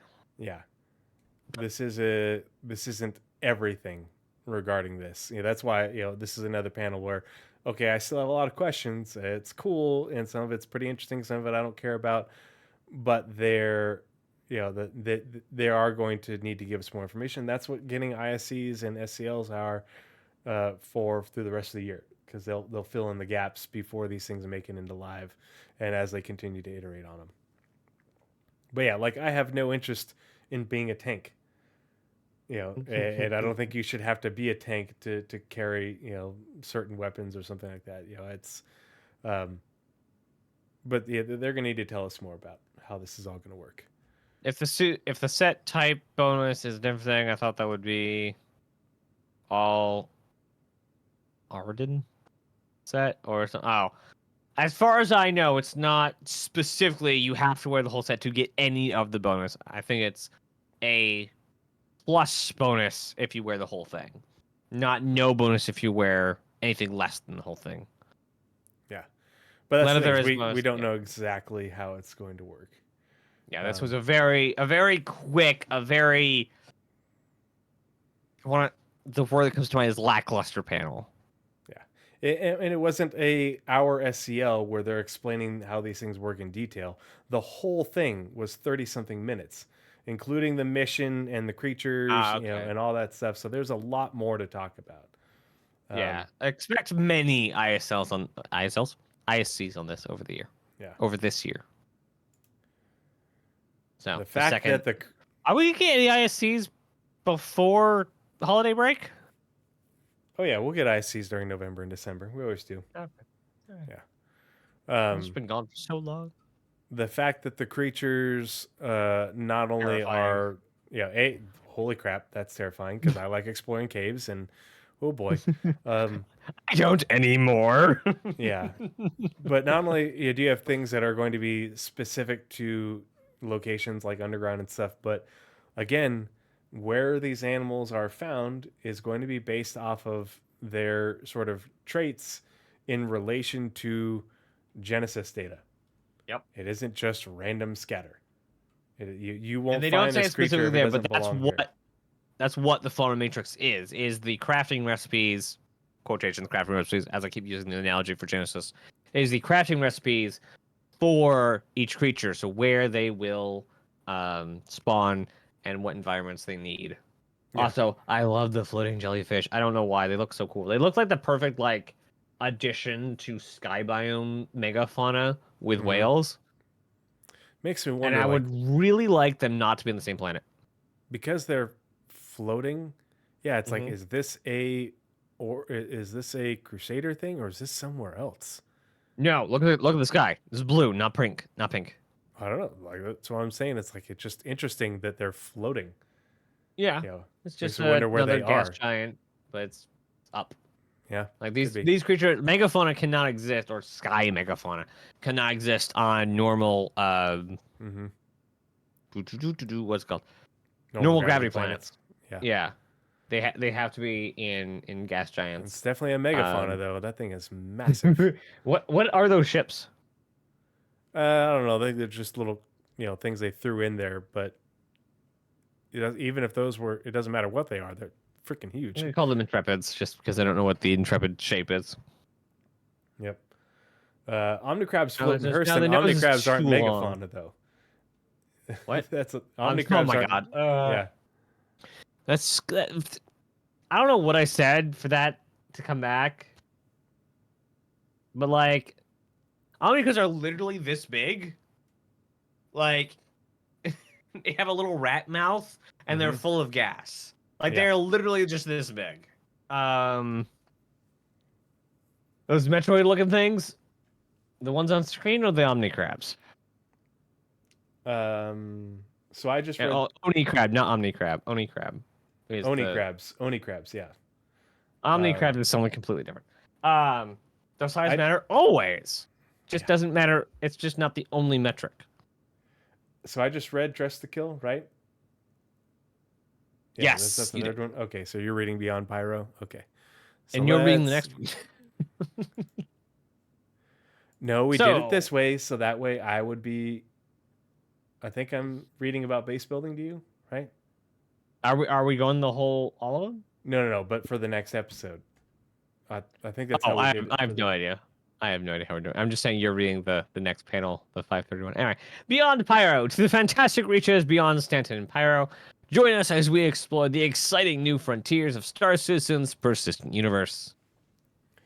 So, I feel like we, especially me, really called this one in Yep. what they would be showing to an extent. Um, I expect, like, we both knew that, hey, they're going to show off Nyx. Well, Yep. they showed off Levski. They didn't really show off anything of Nyx, and I expected a lot of Nyx and not as Yeah. much Levski. And holy crap, the glow up of Levski was far beyond what I expected. Um, and The biggest note for me was the new external elevators. yeah, the external Like, elevators, that's the awesome to say. the borehole going all the way to the planet to get to them, Mm-hmm. like Mm-hmm.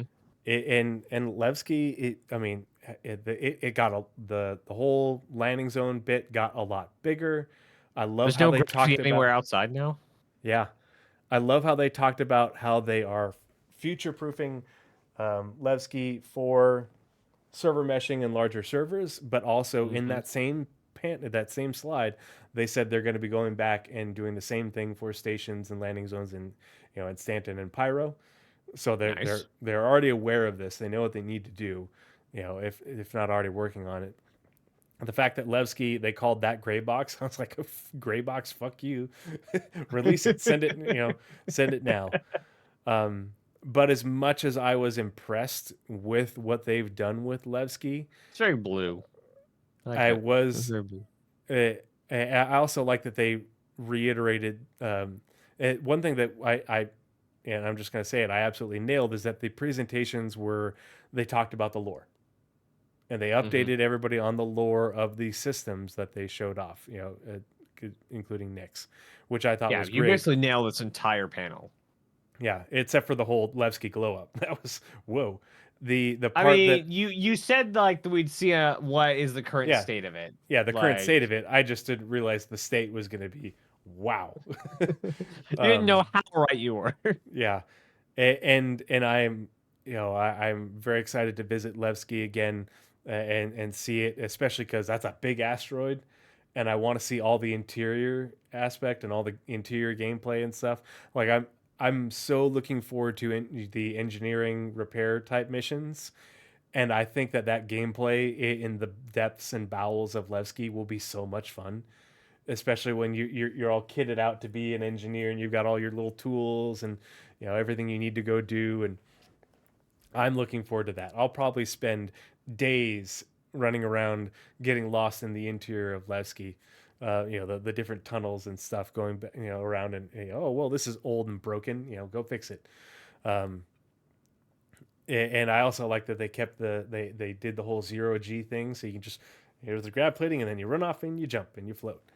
I am disappointed though that they didn't mention anything around the planets or really or the everything in the glacium ring and the Keeger ring. Yeah, glacium and Keeger ring.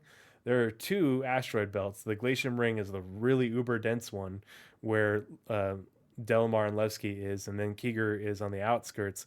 But they're both supposed to be full of um, abandoned asteroid facilities that some are inhabited, some are not. And I was really hoping we'd see more asteroid facilities. They talk more about those, the everybody else who's in, or everything else that's a part of Nyx. And they focused a I lot think on Levski, which is cool, but it doesn't it doesn't give credence to the fact that there is more to Nyx than Levski. I think that was specifically done because of the closeness of Levski. They didn't want to not have stuff to talk about on the run up. Yeah, we'll hear about that in ISC, which is why I'm super Yeah, excited. I Yeah. think because it is before the next CitizenCon, Yep. I think it was a lot of, hey, this is really cool. So I think this was going to be enough Mm-hmm. that we will be able to hide you over till we get way more information in ISCs and SCLs, and we really like go through the rest of Nyx. Even like they don't do the lore people on video anymore. Um, even though that would be a great, maybe it'd be a great video to do another lore maker's guide to the galaxy on the updated uh Nyx. Yeah. I But loved how also you no had the roads. They took away the one place that had roads. yeah, God dang it. but the asteroid is Uh, so cool. It is such a cool it looking is. It is. asteroid. I think what they have there is very worth the removal of roads. Mm-hmm. God dang it, rip roads. Um, I also very much to all of my veteran player, Star Citizen player chagrin, don't really care about Nyx. It's another rock that exists that's mostly negative gameplay, like it's mostly combat focused gameplay. Oh, I think there's gonna be a lot more logistics involved with Nyx. It's unlawful, but I think that there's gonna be a lot of you know um, hauling engineering type stuff. I don't think I don't think it's gonna be as combat driven as Pyro. Yeah, no, Yeah. that's pretty obvious. But like they said, oh, the Vandals here. Oh, Yeah, we have the that was Neo Rider, interesting that whatever they what brought they're that up called. because that was never. We always knew that they'd shared a jump point, but they never mentioned Vandal raids. So Yeah, that'll be so interesting. there will be combat, and it will have But I'm much more interested in a PVE vote on the center combat than stage. PvP. I don't think Hmm. Nyx will have Yeah. the weight of PvP that Pyro does. Oh, for sure, because there's nothing to do in Nyx. I know that's the wrong sentence, but like Nyx does not have tons and tons of uh fortunes to be mined out of it Hmm. like Pyro does. And for all the crap that's in Pyro or not Pyro, for all the crap that's in Nyx or not, really, the lore of the people there are freaking just don't want to see the UE. They're just trying to make their way away from the UE. Unfortunately, they found themselves landlocked by the UE. Mm-hmm. I would love a future storyline where I don't know if like Levskians would go for it, Levskins, but Levskinites. uh, Levskinites, I I don't don't know know. what it is. Yeah. I would love a scenario where like someone gets voted into Imperador and like, hey, we need to lock down our borders. And so they go onto the interior and say, hey, we're claiming this system. And so you have either join the UE or get the crap out of UE space. And either like community choice as well, like we would play a part. And if they like fight or if we get the option to actually like humanitarian like move them out to border systems where they actually have room to grow past the UAE and have more systems and can really expand the what is the self government called? Hmm. Imperial Republic of Levski. Yeah. So they make New Levski somewhere on the border of maybe even border of Banu and UE space, and they are the first ones to actually make human contact with Karthak. Yep. Hmm. I One would like thing a I thought storyline where it goes was in that direction. interesting is they showed us we went down in the borehole. They flew around right here. This here's the pads with the freight elevators. Here's where the like all that cargo stuff was. Looks like there's another either pad or hangar over here. Mm-hmm. And you can see some docking collars and stuff. And so these will get connected via elevator to the interior of the landing zone. I'm sure there's more out of frame over here. But look at this thing way over here. This big structure jutting out of the asteroid with more structure behind it. We didn't even look at that, and it's huge. And it makes me wonder, like, it looks like you've got maybe more hangars and or docking ports over there, but like, what purpose does that serve? You know, and that's interesting. You know, like that looks like it's an XL hangar. Um, and I will You say need my somewhere else to spawn a sewage reclaimer because yeah, there's only like two places you can do that. and it makes me wonder, like, how many hangars are in the borehole? Like, how far down is hangars before it becomes just hole? But then, so my one gripe, and you talked about the freight elevators, the external freight elevators, which let's see.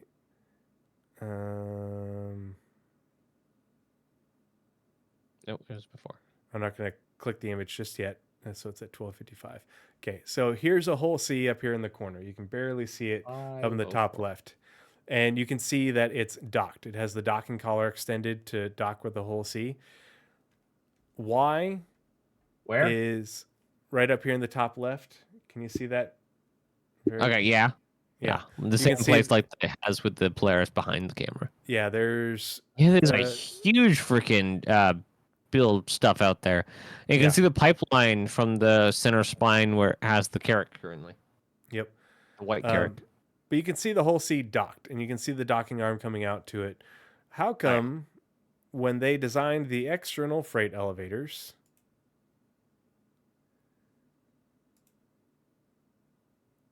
they put the you are hovering in space next to it, and you have to With no docking EVA collar. with no docking collar? Why is there not a docking collar right here with the freight elevator next to it? Why on earth would you want to have to EVA to then go inside? That That makes is no sense to me. that is stupid. That is so that's I'm sorry, that's just stupid. Yeah, that seems entirely unnecessary and illogical that they'd have a airlock with a front porch with your freight elevator control system out here in open space rather than this being inside the airlock which is So connected to here your docking collar. here's a possibility. This is the industrial version, and the high-tech version will have exactly what you're saying. Yeah, I don't know. Maybe it I just hope. seems like it seems weird that in order to control the freight elevator and then because you know it this is a freight elevator. You can stack all your boxes onto here. Hmm. In order to control this, you have to put on a spacesuit after you're done Hmm. on, to A, to bring it up, and then B, to put it down. Yeah. That seems Honestly, it's going to be wildly. basically, it's going to be the person who has the ownership of the cargo is over on the controls, and your crew is unloading. And that's the thing. This person's sitting here not doing shit. Yeah, yeah, it will be. Yeah, Or you have it to, is a bad system. I'm just saying that's how it's going to be. yeah. This thing should be in here, and this should be a docking collar arm. So, okay, Yeah. we're request docking, you dock, and then Hmm. someone skedaddles over here, they bring up the thing, and then you start unloading your cargo. They come back and they start helping or whatever they could do on the thing. They Yes. take the elevator in to go, figure out another job or something like that. Yep. Maybe the lore is it just seems like you would never design it that way in the first place. Why do you have a kiosk that you can only operate in zero G space? Yeah, In a spacesuit. it is a dumb system, however you slice it. Doesn't matter if it's lore or not. There was a question for you. The people of Levski, are they more anarchist? Always a collective vibe from Levski. They say the people a lot. Communists use that phrase most often. So, what is the governmental structure of the People Republic of Levski? I imagine Republic because it is called Republic, but People's the U.S. is called Alliance. democracy. Oh, People's Alliance. Even though like the U.S. technically is a republic, even though it's called a democracy. So, what is the governmental structure of Levski? They're more, as far as I understand, anti-government, but they're very collectivist. Um, Collective. So, yeah, enlightened anarchy. yeah. I don't know. They were anti-UEE, maybe not necessarily anti-government, but anti-UEE government, and they've survived by being collectivists. So I don't think I know they they, don't. They have very strict rules of no piracy. yeah. Like But if I you're don't think bringing they, like violence and the UEE's eye, you're out. yeah. But I don't think They they do have govern themselves. a, Yes.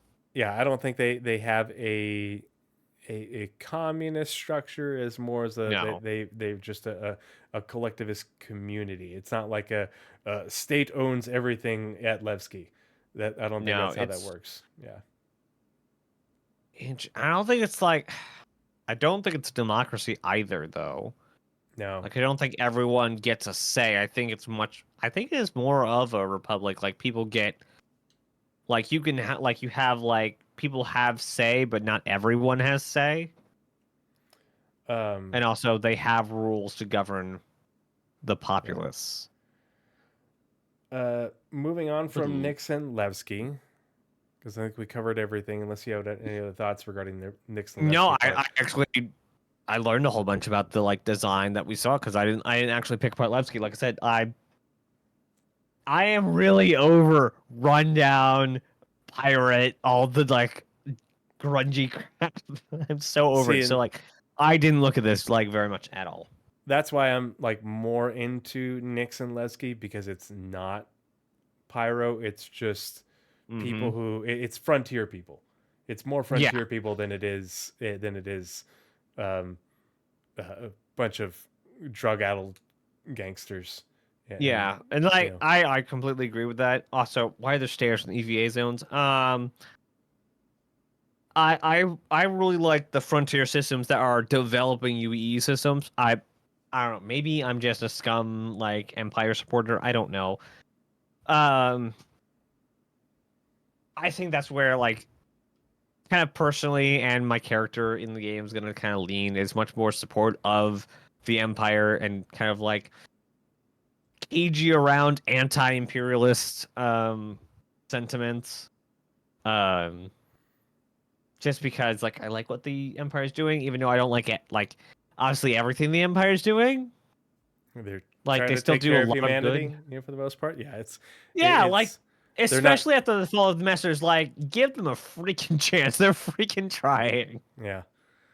Um. So Even though like there's a lot of freaking red tape. Holy crap. the next part was the uh let's move back a little bit is the landing zone part. And Ugh. Yeah, it was. I was not expecting this, and so I didn't call this at all. I'm glad they showed rain at ArtCore, but this was all concept art and ideas. And so the only thing, it's like, okay, probably not interesting to me in terms of gameplay. I'm glad that they have an idea of how to bring gameplay to ArtCore, because otherwise ArtCore has no gameplay other than delivering cargo. Okay. Um, Side note: but why are you not pronouncing the P? ArtCorp, Yes. because it's a You keep saying core, but it's corp, as in corporation. Why are you not pronouncing the P? It's not something you just do. I'm asking because it's something a lot of people do. I was wondering if there's anything behind not pronouncing the P. I don't know. I never thought about it. Okay. Okay. But yeah, this was the like super disappointing segment, just because nothing was shown. There was a lot talked about, some slides. Nothing was shown. If you've seen any of my stuff in the past year, building interiors has been the one thing I always constantly am talking about. And like this, I guess you're not on the slide anymore. The slide at 1631 sums up literally everything that was talked about in this entire segment. Yep, that's it. That is the entire thing. You can now go to the next chapter. Continuing building interior initiatives. Literally nothing was shown except like, hey, we're doing instant content. Moving on. Well, and the So part that upset. bothered me was, okay, if you're going to show off ArtCore, great. Um, I want to know the plan of updating ArtCore, the Mm-hmm. surface of ArtCore, um, Mm-hmm. and bring it up to the current standards, and continue the building interior. Why do I care about going underground on ArtCore? Look at all those freaking buildings. I know, right? We're gonna continue the building interior initiative. Anyway, we're moving side, like Yeah, completely ignoring the building interiors. We're going subterranean. yeah. And I I'm not saying that one needs to beget the like you can't have a building interior and something. No, like you should have both. Like obviously Yeah. you're gonna have the lower levels of ArtCorp. Mm-hmm. Obviously you're gonna have that, but if you're gonna say continuing the building interior initiative, I want to actually hear about the building interior initiative, not just the lower level part, Yeah. The because last we heard of the building interiors was, "Hey, we're working on player habs first." when Was they the last we heard of it. yeah, they said we pause building interiors and player habs, within building interiors and stuff, because we're doing the distribution centers. Okay, you're picking it back up, but are you picking it back up to do this stuff, or are you also talking about the stuff that you talked about before at And last year's also, CitizenCon, they right? didn't talk about subterranean update to the DCs at all. Yep, that's So the they other didn't big say, thing. like, hey, we got done with our sprint for the DCs. Now we're moving Yeah, back over. This was just, hey, we still believe in building interiors. Anyway, yeah. This is new stuff, but there was no update on the stuff they've talked about before with the underground portion of DCs and the actual interiors of the buildings themselves, which that was part of the reason they rebuilt Lorville, is so that the yeah. buildings would be size appropriate for having an interior, for having procedurally generated interiors. And but I'm more interested in how do you make ArtCore fit with the lore of the planet, where it's not all an ecumenopolis, where Yeah. there's actually mountains and oceans, but it is largely, the flat ground is covered by city. But Yeah. the if you're going to tell me you're continuing the building interior initiative, give me an update on the building interior initiative. Not, are you adding to it, or is this in lieu of? What about, Yeah. like, and they've been growing those teams, and so I know that they can do a lot of work in parallel. But I'm figuring out maybe they're going why to I was tell us so an ISC, salty. but maybe say, hey, we're going to be continuing the building interior initiative, including what we showed you at, was it last CitizenCon or the one before Yeah, that? yeah. No, it was Yeah, the last one. we're going to be continuing that, but we're also expanding that to, and then talk about the lower Yeah, levels. the last CitizenCon was the underground distribution centers, and in the interim, there was building interiors. Or Yep. before the last one was building interiors, and then they said they were pausing building interiors to finish the underground. Uh, Interhype says our corporate reminds me, of course not. It's supposed to. It's Yeah. absolutely supposed to. It's supposed to, but it's not entirely Ecumenopolis. They didn't flatten the mountains to build cities. They didn't pave the oceans and drain them dry. They They didn't have enough just time. If you they look at built the lore cities of where ArtCorp, there's they lots did of flat not have land. enough time to do anything except throw up a next building and throw up another one because they were like Yeah. millions of people behind on building the stupid sectors of ArtCorp. They just were it exploded with population, Yeah. like way more than anyone was planning. So they just didn't have time to do anything. And it's not that this isn't cool. I'm more interested in those other things, and especially and I don't want those other things to just, oh, okay, well, we threw that out and now we're doing this, or like, what I is think this this is in the context of those other things? Yeah, I That's what think I this need to is know. important for the 1.0 stretch goals. Hmm. Not stretch goals is a terrible term for Star Citizen. Um, Initiatives, the 1.0 initiatives, Yeah. because this is part of the long-term progression, and building interiors isn't. Building And interiors is more game space. this is how you get the same level of procedural gameplay like they talked about with the POI. This is how you Hmm. get that on a planet like ArtCorp. And Yeah, so I do get that, like but yeah.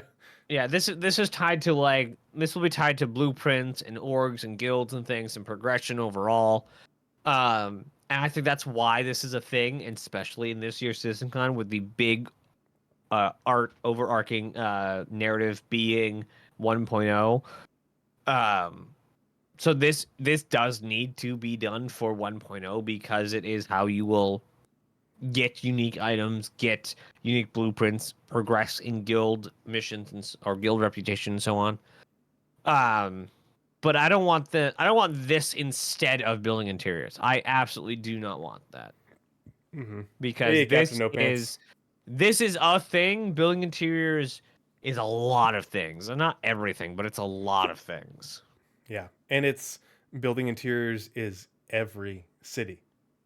Yeah, Yeah. this is ArtCorp. This is the municipality of ArtCorp. Yeah, that this is specific to ArtCorp, and like they talked about underground portions, related or to building interiors, but this is very much specifically ArtCorp. Um, not they didn't talk about municipal works for Lorville and the other cities. So, and if this is procedurally done, you know, this isn't just this doesn't. I don't think this is just Area 18. This is every area. This is everywhere, all over ArtCorp. Um, so That'd be we'll nice. see. Yeah. Um, But you access it through the plaza, so you have to have a well, landing zone. yeah, but that's what I'm expecting is, there's Area 18, we have Area 12 and Area 7 and all that. I Yeah. expect there to be landable areas where you can otherwise access, if not going down through, certain buildings and stuff. Yeah, we'll see how they end up doing it. Procedural interiors would change everything. That's what building interiors is, though. Yeah. That's why I've been so hyped about it. It is procedural interiors. Yep. That's my point. That's why I've been so excited for building interiors. It is Tony a Z set of talked about it rules. in 2019. It is a It's a set of rules that will fill out potentially every building you see in every city. Not Yep. practically, because that's stupid. That's way too much space, but potentially. Um, Can I drive my CSVSM loaded with cargo torpedoes into an instance level? You can try. Yeah, that's how you're gonna have to kill the space gators in the sewers. Um, Nick, was it Pyro Man? Goes down into the ArcCorp municipality with mhm. torpedoes to kill Gator.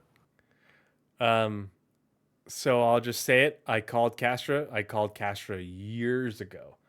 You know, the You first and time Paul we, both, yep. yeah, and you know, I'll say it. I had the idea first. Paul was saying Magnus, and I was like, no, Castra, because this. He's like, oh, right, that makes sense. Yeah, Castra.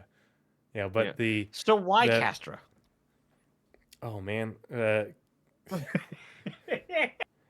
Castra because it's a simple system. Castra because I think the things that they'd been showing us um, for Invictus Launch Week, like taking off from that, basically like uh,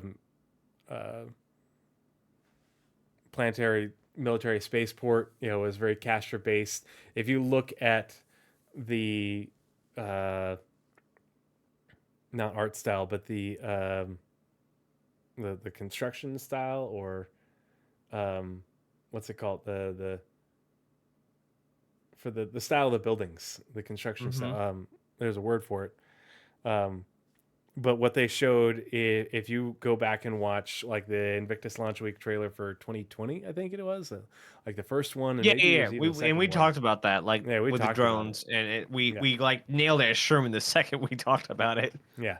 But Castra is also connected by a jump point to Nyx and uh, Pyro, Mm-hmm. and the jump point from Pyro to Castra is right next to Pyro 6.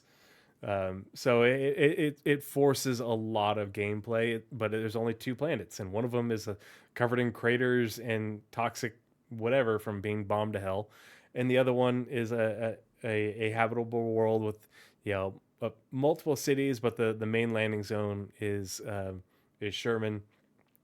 So it's and they had lots of concept art and lots of lore surrounding it. So Mm-hmm. it made Henoism, yeah, is the architectural style. There we go. Yeah. Um, And I love the Red Forest. I oh hate it, yeah, but I love the Red Forest. it's that came. Yeah, so I'll say this. I've been excited about Sherman and Cascom and Castra for a long time. I think it's a really interesting place. I think they canceled Sherman. I What? was absolutely blown away. You know, from the oh wow, cool, they gave it rings. Planets with rings are cool. Um, you've got red forests, so this is what the planet's essentially going to look like with all its Genesis data and biomes and stuff. And Mm-hmm. the red forests are created. Like when they say red forest, they told Genesis, hey, we want this within our soil, and that will make the trees red. It is Genesis data that makes the trees red and makes it look like this. It isn't just a um, we're going to make red trees, and make all the trees red. Um, that's what's really cool to me. Um, but then when they showed off, tell you what, we're You got your sound on for this. yeah, we're gonna have sound for this Full one. of great lakes and lush crimson forests. And as you saw in the CTG presentation, you can see how we're going to make these worlds with the new technology. High up on the mountain range, here at the highest peak. The other thing that was really impressive to me is the mountains. So when they did this demo, this is an engine. They've made the planet, at least to an extent. Yeah. And the I fact that they're was able to create dramatic mountain peaks like they showed off, which is far Yeah. more than we have on Microtech, I Yeah. was blown Yeah. away. Very vertical, and that's really hard to do with procedural generation. Yeah. I was surprised because last time we had actually talked about Castra, um, you had not known what was outside Sherman. Yeah. And that was where I kind of got hung up on, like, well, is it just like inhospitable rocky terrain, like it's all mountains or something. And you didn't have an answer for me because there just wasn't enough data. All they've told us is that it's a mountainous planet, and that the largest city is Sherman. Yeah. And so it says And that there are I other really- cities, and that they did say that it's it's largely covered by cloud layers, and that's the other thing I thought was really cool is in this demo is you had ground cloud, you had multiple layers of clouds that gave just such a really cool dramatic effect.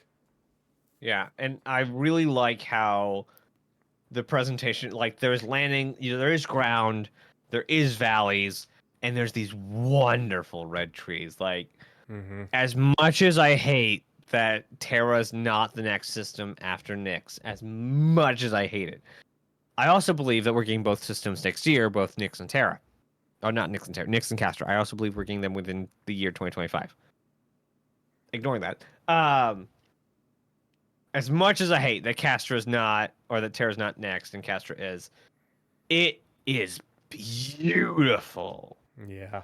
Like, I think the thing that will make Terra take a while is just because there's so many landing zones, and that's it. I'm still not convinced they're doing all the landing zones. Much like ArcCorp, there's plenty of landing zones. Like, we have Area 18, so there is ostensibly 17 more landing zones before but they're named, and each one has specific lore.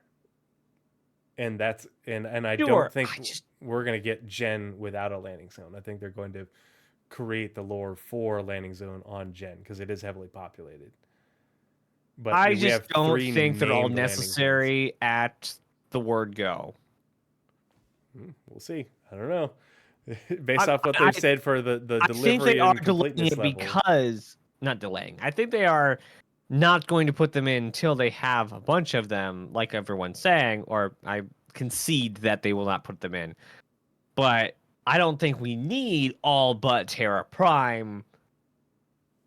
And I don't think we need them for just to put Terra itself in, and then we can just get updates with more landing zones. I don't think that's a necessity.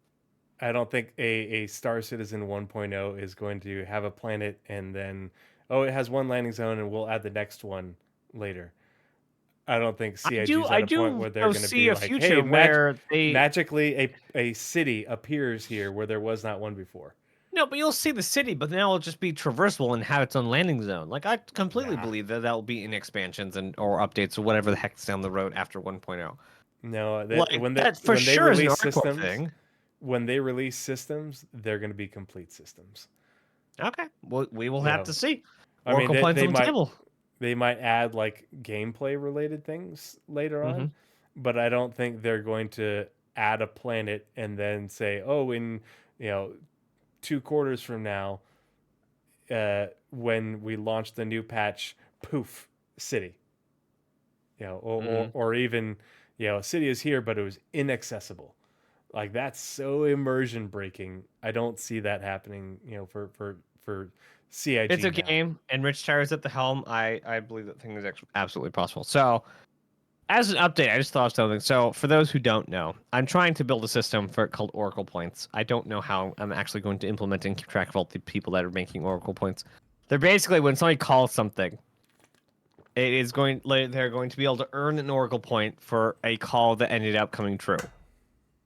I've just decided when you make a future bet, you will put Oracle Points down as a bet. Gotcha. So until I can find a way to track them, I can't actually remove Oracle Points from you. Freaking Fairasalt just raided. Hey, Fairasalt with the raid. Thanks for coming and hanging out, Fairasalt. Really appreciate the support. Hope you had a good stream, buddy. Always good to see you. Speaking of a raid, you haven't done your whole stack up spiel. Oh yeah. Well, now that he's off pubbing. Right on. Yeah, we're. Oh man, that sounds like good fun to me. I would be thrilled to go off and go pubbing at some point. Astro pubbing? No, I think he's going to go to an actual pub. We're Naz and I are going over our reactions to day 1 of CitizenCon. We're at the latter portion of the Beyond Pyro segment. We're about to just watch the sort of trailer, I guess, for Sherman. Music video. Yeah. The music Oh video for God, I've watched it so Sherman. many damn times. It's so Um, good. and we also covered a interview that was done with Benoit at CitizenCon. So if you want to go back and watch this later on my YouTube, the link to that interview will be posted in the show notes. And then, so we have one more panel after this, the Squadron 42 demo, and then we'll be covering day 2 of CitizenCon, hopefully within the next week. But let's look at the Shermans. We can just make out the landing zone called Sherman.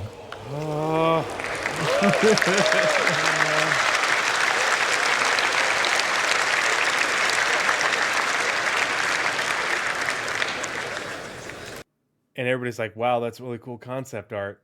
But wait. Which is fondly known by its residents as the island in the sky. Sherman is currently in pre-production, but I wanted to take the opportunity to show at least a sneak peek. Let's take a look. Pre-production means they're concepting and white boxing.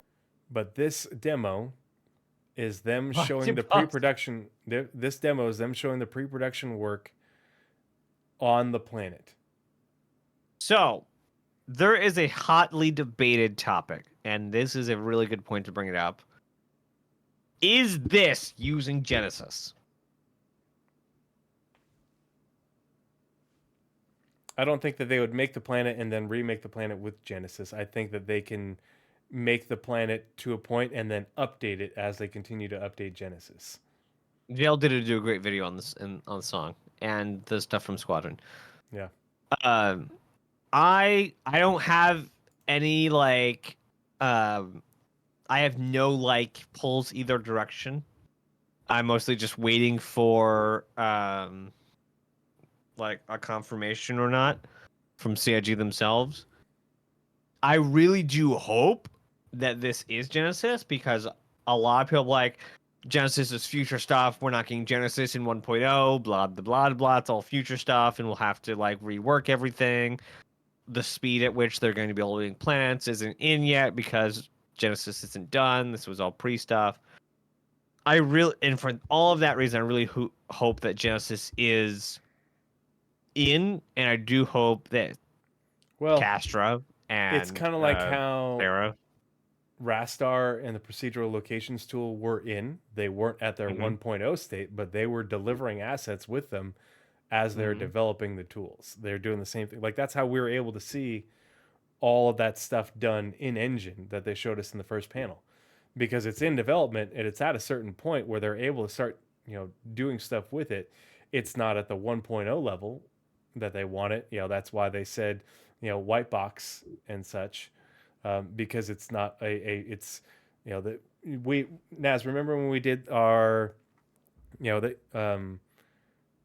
did the segments on the procedural locations tool and Rastar, and they talked about it over the months in the monthly reports, how it's at Rastar 0.6, Rastar 0.7 now that they've done this and done that, and added this feature, and there was a big bug fix at the end to get to 1.0.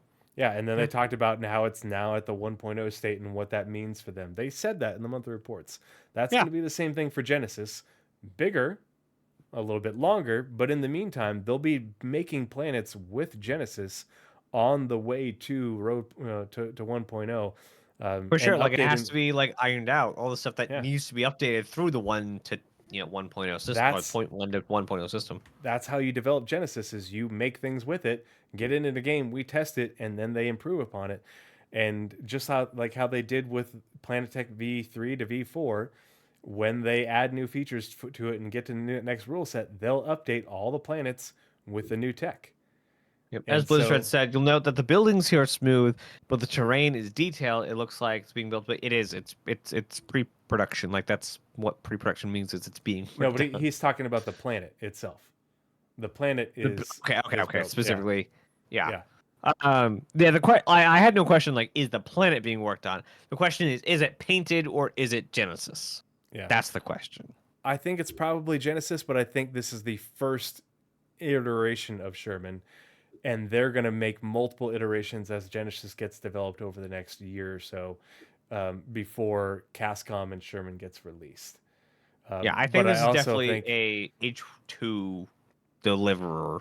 yeah, and I also think that we're going to get Microtech 2.0 with Oh, for sure. Genesis before we get Sherman. They'll update every Oh, planet. okay. In Okay. the they'll update every planet in the system in both Stanton and Pyro, and Nyx. Nyx will probably be all Genesis, but even though it's not much to it, but they'll update both Stanton and Pyro using Genesis before we get to 1.0. If not, on the way to getting for sure. Sherman, CASCOM, Castra. Okay. Okay. I can see that. Sure. Look at those clouds. And multiple. Look at that big gap.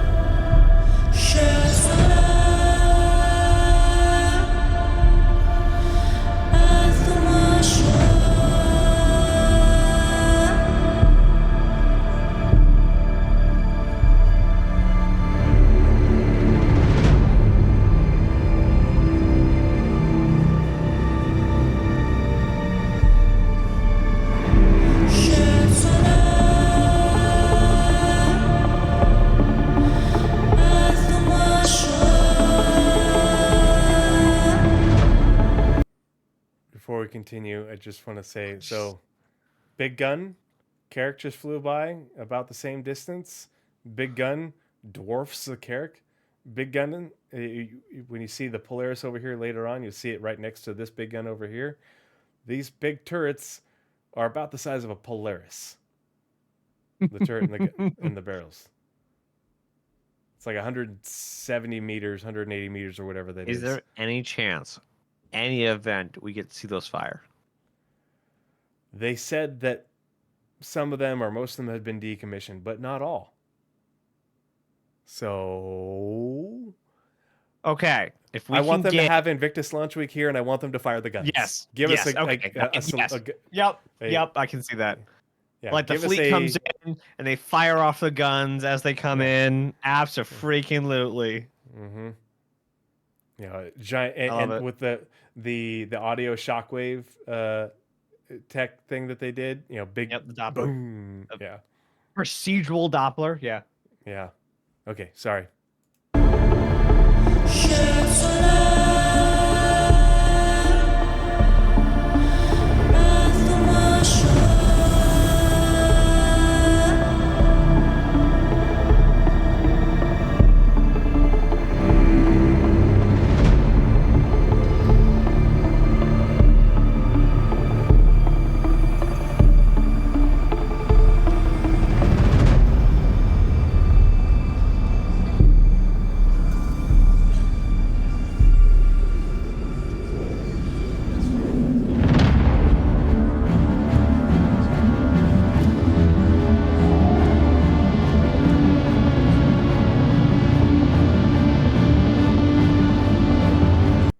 Is that not a crazy imposing shot?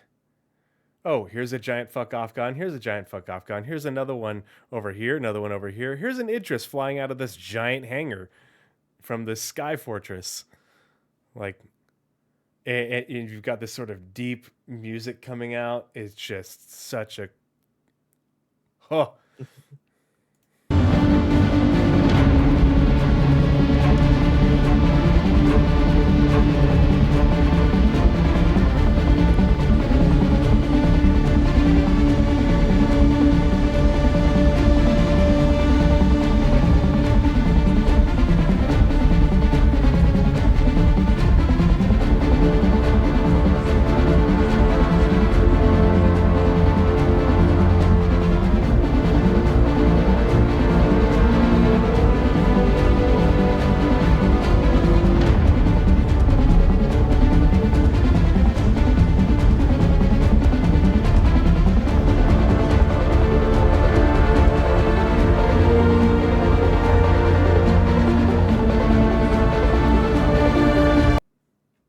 how cool is that?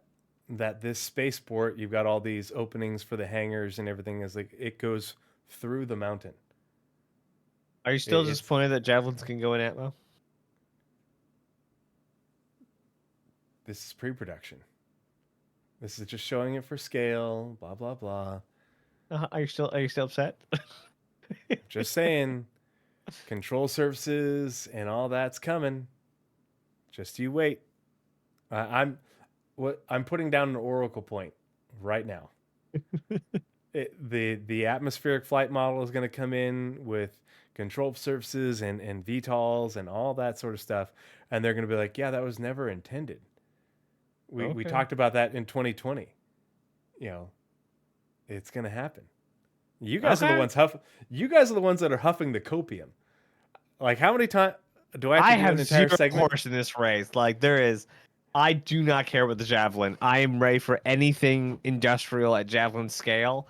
Yeah. Do not care about the javelin. I care way more about the Idris than the javelin because it can field industrial ships even from the hangar.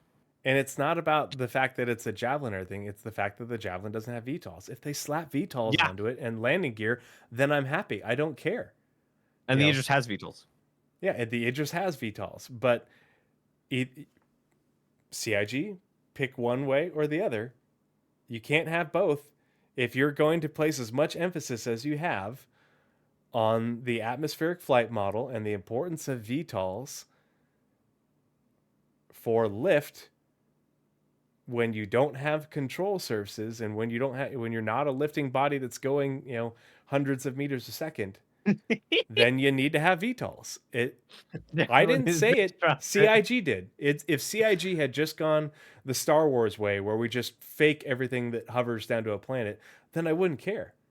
But they wanted a realistic atmospheric flight model, and they wanted VTOLs to mean something. Their words, not mine. Okay, pick a lane. Put VTOLs on the javelin. That's all you got to do.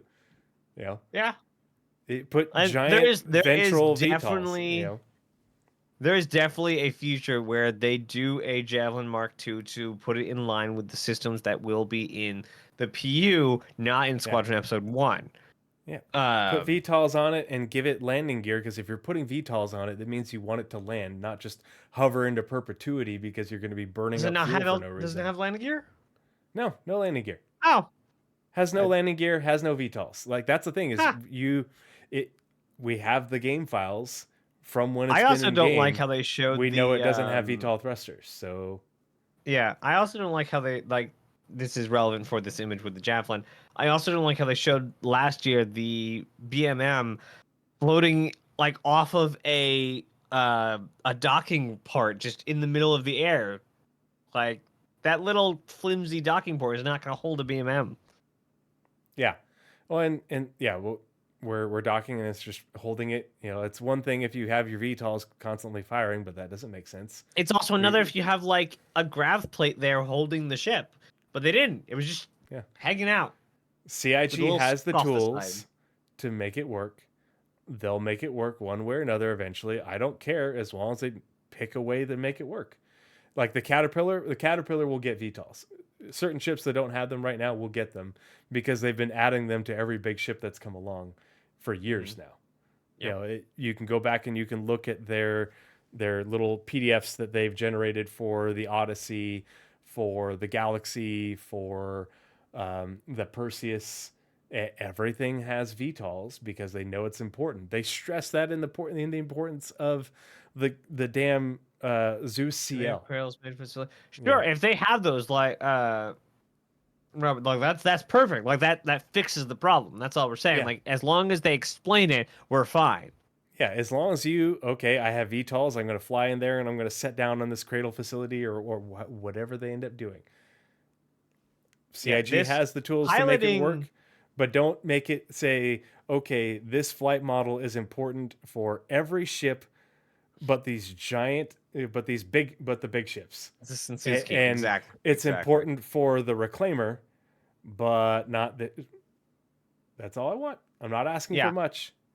If you want to see what the problem is, if you don't understand, find a ship that doesn't have VTOL, a big ship in the game that doesn't have VTOL. Let's go with the 890. put it in decoupled mode, and try and fly or fly under like a racetrack barrier. Not necessarily racing for it, but try and like maneuver, because that's essentially the same kind of technical flying you're gonna have to do with control surfaces. You're going to have to be able to use your thrusters, and this is like it's a bit decoupled because we don't have the forces implied by control surfaces. But you're going to have to be able to counteract gravity procedurally with your flight system. And for ships that don't have VTOLs or wings, like the 890, like you're just going to be kind of in a loss of thrust. The amount of fuel, because that's the other part, is they keep on saying that it's going to cost you a lot of money. It's not going to be, the cost of fuel is going to go up. You're going to burn a crap ton of fuel. Okay, well then why would you bring these giant ships down into gravity when you have space stations? So like if you're going to do that, okay, then make it make sense. And I'm looking forward to every Javelin owner going absolutely broke from one trip down to a planet, because they burn so much fuel with this big old long descent with the VTOLs firing. I can only imagine constantly. how many javelins are gonna get absolutely just what's it called when a ship hits a low or a high hot water, when they beach themselves off the coast. Beached. Is it just beached? Yeah. But yeah, when like beached javelins, because they went down to a planet and they need to call in for fuel to get off the planet. Yeah. Fuel or a fleet of SRVs. Yep. Just, like you have the tools, make it make sense. That's all I'm asking. Yep. Yeah, no, I think it will, and I think much like we see the Javelin wreck on Daymar. Yeah. But we don't Daymar. We don't even have that part of the flight model in the PU. It's still in Squadron. So this is not happening anytime soon. But this is one of those things where once they get around to it, then they're gonna pick a lane. Yep. And people are going to be just as upset they are about master modes, about the flight model, or the atmospheric flight model. Oh, the of no matter which way they go, there will be and the will make me happy no matter which way they go. Just like I bathe in the tears of Brandy Merchant, you will bathe in the tears of people who don't like control services.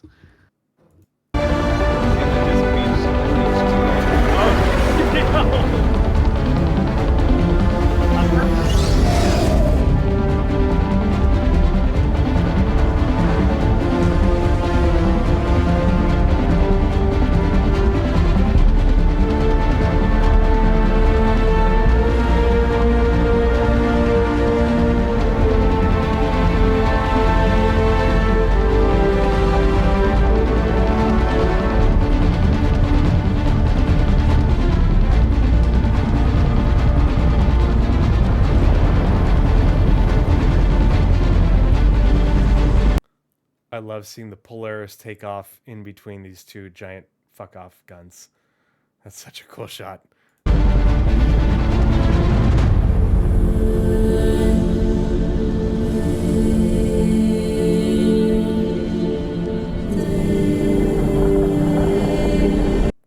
Lower cloud layer, upper cloud layer, more clouds in the background. Like the Mount Ulysses is poking out of these lower clouds, but then gets lost in the upper clouds as well. It's just nuts. It's just a wildly, incredibly cinematic shot. This is, up there with anything they ever did for Halo. So the one other thing that I have not heard anyone else mention regarding, because everybody's like, oh, this is so epic. This is an open air city. There was ground traffic driving around. There's buildings people walking into. Yeah. What are people not realizing? Nope. We don't have that in game. We have a floating city where you take, trams around between platforms that you can walk around on. We have Artcore and Lorville, which are basically enclosed, mega cities. And then you have a city that, you have pedestrian interiors in certain like enclosed parts because we don't have any open air. I think this will be functionally the same as Orison, because if you look at just the map you have on screen now, you have so if you go to the big hangar in the middle, Mm-hmm. the biggest parts you have is left and right, and you'll have to take some sort of transit to get between the two things. But you Well, that's what also I'm saying. have I think we're gonna. You saw all these little cars driving around and like pedestrian paths and little buildings and stuff. I don't think they're gonna be go between, I'm gonna call them zones of the landing zone. Mm-hmm. Like they could, but because of how all of the other landing zones work, I think there'll be a major transit system, and it will Oh yeah, there's definitely gonna be a turn transit Sherman system. into these islands of Yeah, activity like Orson. yeah. It's interesting to me because so much of it is open versus Mm-hmm. not. Yeah, it's like Orson, but if they put Orson together. Yeah. See the road. For a potential ground assault of the See, like here's the roads. Wait, There's what was cars. that? Hold on. Oh, he was talking about like if they ever had to invade the Xi'an Empire, that's what. Oh, I'm Sherman like was all ground about. assaulting a LZ. Hold on. But this is an area within Sherman with ground Mhm. cars driving around, and pedestrian paths and parks and stuff. We don't really have this in game. Yeah, this is true. This is very true. And so these different zones are seemingly being built in a way that is different. Like it looks like you can drive around within these zones and drive around between them to an extent. Hopefully. Yeah. Hopefully, for sure. Yeah. It What just is- seems different. Wow. But we don't have any That building looks confirmation. a lot bigger now. I know there's a constellation in the bottom. Holy crap. What's Go that? one slide back. You can just use the arrow keys. Really, you Oh, can. yeah. There's a constellation down there. Yep. Dang. And this is the governor's like where the Bunker? governor's office is. Yeah. And I'm just headcanoning it that this is the governor's personal defense turret. Yeah? What else would it be? Oh, I'm just saying the governor has his own turret for defending his. This is his. Oh, you managed turrets? Yeah, it's his turret. Okay, I see. So you can Yeah. the city's under attack. I'm gonna jump on my turret. Yeah, and over here he's got like the space version of giant clay pigeons that he can throw up, off to the side of the mountain. He can, pull.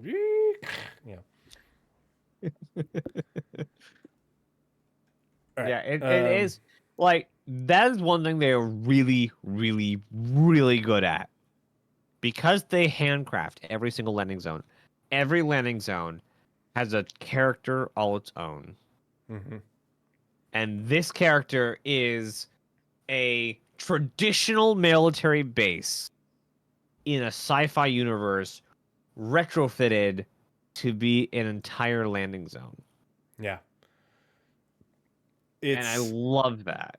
This has such great Halo UNSC vibes, and I'm here for it.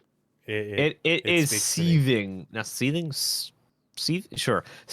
with character. Dripping. Like I think this has like the most character.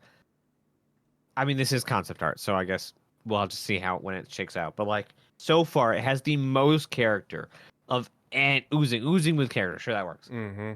Than any landing zone, and I don't know how it manages to do that. But the shapes, where the freaking trees are, the lore, where stuff's placed, how the buildings are lined up, has so much character. And this makes me very happy that Terra's not existing yet. Because if they can do this for this landing zone, imagine what they're going to be able to do with the opulence of Terra. Yeah, with Terra Prime, the crown jewel of the Empire. Mm-hmm. The other interesting thing was they talked about it's like the Imperial Medical Center or something like that. This seems very much like a government healthcare medical center, and that's something that I've talked about with Paul, where we have private healthcare, and we also seem to it's a the UAE is a mix of public and private. Wouldn't it be hilarious if citizens got like base player like medical insurance? Yeah, that's the thing is we don't We know know what the like Chris has ramifications been are in the for UK that. for a while now, which they all Mhm. have free healthcare. So like, if you're a citizen, they just add free medical insurance. Yeah, yeah. Is there a base level, and then the uh, private pay above that, like they because they Mm-hmm. do that in Europe. But something Yeah. the naming is interesting, um, because we've heard that name um, before in the lore. Which name? It's the Imperial Health Services or something like that. I forget exactly Okay. the verbiage, but they mentioned it briefly here in relation to the hospital. And these and that's the thing is they don't just have the giant fuck off guns; they also have secondary fuck off guns. So, They just have lead barrels. They're still just as big. mm-hmm. They have But slightly less, but larger caliber. yeah, the The only reason the larger caliber is because they sit farther back, and they'd be really upset if they weren't able to fire at the same time. So to mince the ranges, so the ones in the back didn't get upset because the ones in the front fire. We just made them larger caliber, so they didn't like get all pissy that they weren't able to yeah fire at stuff as soon as possible. primary larger targets versus secondary smaller targets. So yeah, um, Basically, if you've gotten this far, you're not going any farther. mm-hmm. Oh look, there's a cruiser. Yeah, there's also a whole sea coming into land. So it's concept art, folks. Chill the fuck out. I see you, Aether Drift. Cruiser, what? Hold on, what? Yeah, first scale. Um, Oh. do you have anything else to say Oh, about wait. What is Beyond that? Pyro? And yeah, there's a whole sea loaded with cargo. No, what's the thing in the not so far ground The coming to cruiser? land? Yeah, what is Where- that? That's the cruiser. Is that a Bengal? That's the cruiser from the trailer or from Dang, the squadron. Yeah, that's really big. it is big. Yep. So now Bengals can land in Atmo too? Yeah. Again, it's just for scale, but it's like one of those things. Like, why would you? Why would you spend all that fuel? And so like, Specifically, like you like had to have the approach like way before there. You like so much burning fuel, oh yeah, so it much would be such burning a fuel to get with the the angle to place emphasis that that thing they right there. yeah with the emphasis that they put on the Kraken for how unwieldy it is and costly it would be to land it. Yes, it can, but just letting you know, it's going to be very slow and difficult to control, and cost you a ton of money. Well, what's the point? You have space stations. That's where, I don't know. Does Sherman have a Leo? Yeah, Does Sherman have a Leo? the station in orbit in lore is actually owned by Crusader. Okay then. Well, interesting. But yeah, they have a Leo in orbit that's now owned by Crusader in lore, whether that changes or not. But I used hope to it be, doesn't. I really hope we get more, especially with Pyro being out and them not being R&R stations. I really do hope we get more stations that are not R&R. well, Like we still they bought have it. like They bought it because they um have their own airline, or space line, I guess you'd say. And so Meridian. they own it as part of their network of spaceports Oh. for interstellar transport. We make the Genesis, but we also operate our own airline for Genesis flying people around. Yeah, Meridian. It's Meridian. Um what was I saying? Oh gosh. But because there's so much tourism and so much commerce going on at Sherman and Cascom, there's a lot of people coming and going, and so they bought the spaceport for it, because the fortress was, a staging ground for the army, and and ships and stuff. Even more so for the space station, they had bombers and ships, and everybody just staged and operating out of there, ready to go.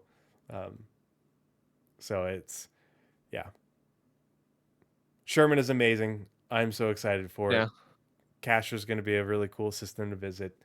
Um, do you have anything else for Beyond Pyro before we talk about Squadron 42? Other than I really hope that, like, I've remembered my thought. Like, I really hope we do get the Cryastros back. The Oh, yeah. what was the CTRs, because those are Xi'an based.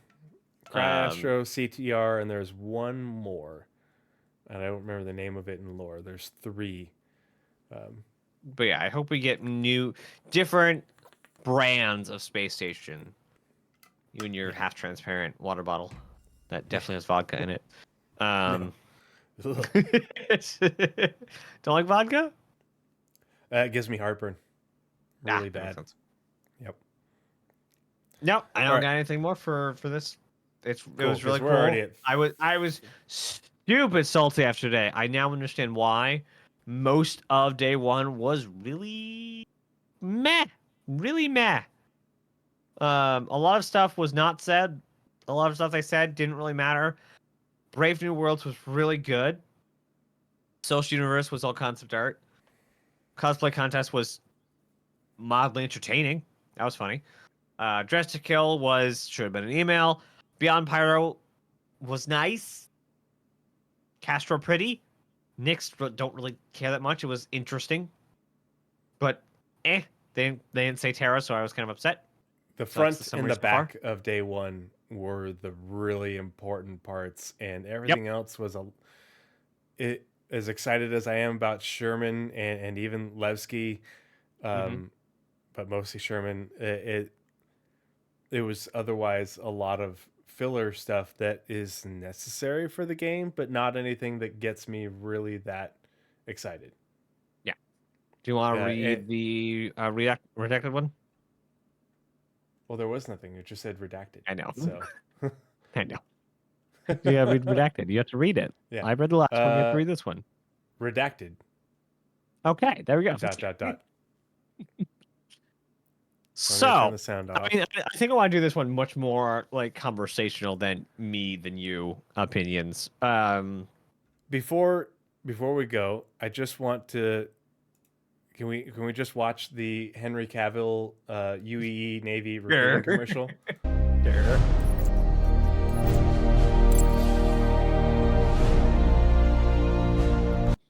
I specifically asked CIG to release the recording from this commercial that plays in the tablet.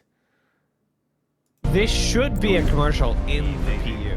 It's not about this is a piloting the most general cutting-edge ships, or traveling to the farthest reaches of the universe, forging connections that will last your entire life, fighting to protect your home and loved ones, or even learning what you're truly capable of. Those are just the perks. I'm Commander Ryan Enright. I fly Navy.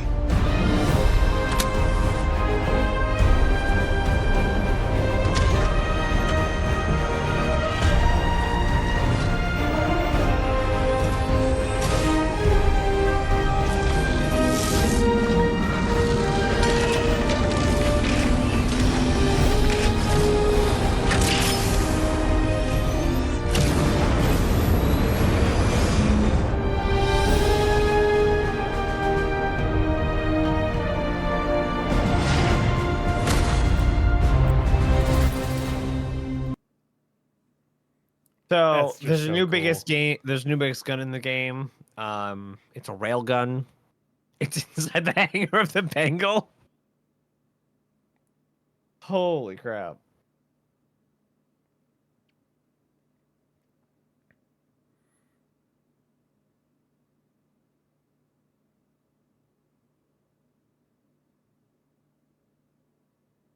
A lot of people made a big deal about the difficulty level in the prologue, and I'm like, it was a tutorial. It's not It was supposed tutorial to be. prologue. A lot of people have lots of opinions about it. Who was it? There was somebody I was talking about when I was on the 24-hour captain's table. As far as they've launched actual like AAA titles, it definitely depends on who, like, where you're with when balancing actually occurs. In my knowledge, not experience, balancing of different difficulties happens way later in the process. So it could be a combination of things and why this didn't look like a Legatus difficulty. Yeah. And I specifically remember my time in, I think it was Halo 3, might have been Halo CE. When I put it on like Legendary, I was not getting past the first level without a lot of difficulty. And I eventually like backed off Legendary. You can't show off your game and the features in the game in a certain period of time if you keep dying due to it Yeah, being but so hard. And yeah, so they could but have I just also clicked Legatus, but that wasn't actually making it Legatus. They could have yeah. just be clicking Legatus just for funsies, but it's still the newbie. Because like you saw how you got knocked down, and stabbed essentially or slashed by the Vandal in hand-to-hand combat, and it only knocked your health down a little bit, and then they Yeah. were just really slow to react. I don't think they're going to be like that throughout the game at all, from what they've been telling us in the monthly reports, what they've showed before. I Yeah, think this is just a matter of you have to get through this prologue. We are just demonstrating it to you, and so it looks it's not going to be actually Legatus, even though he clicked it. I think I hope it's probably the main storyline. The main storyline of Star Citizen probably will have nothing in common. No actors, no characters, no story points from Squadron.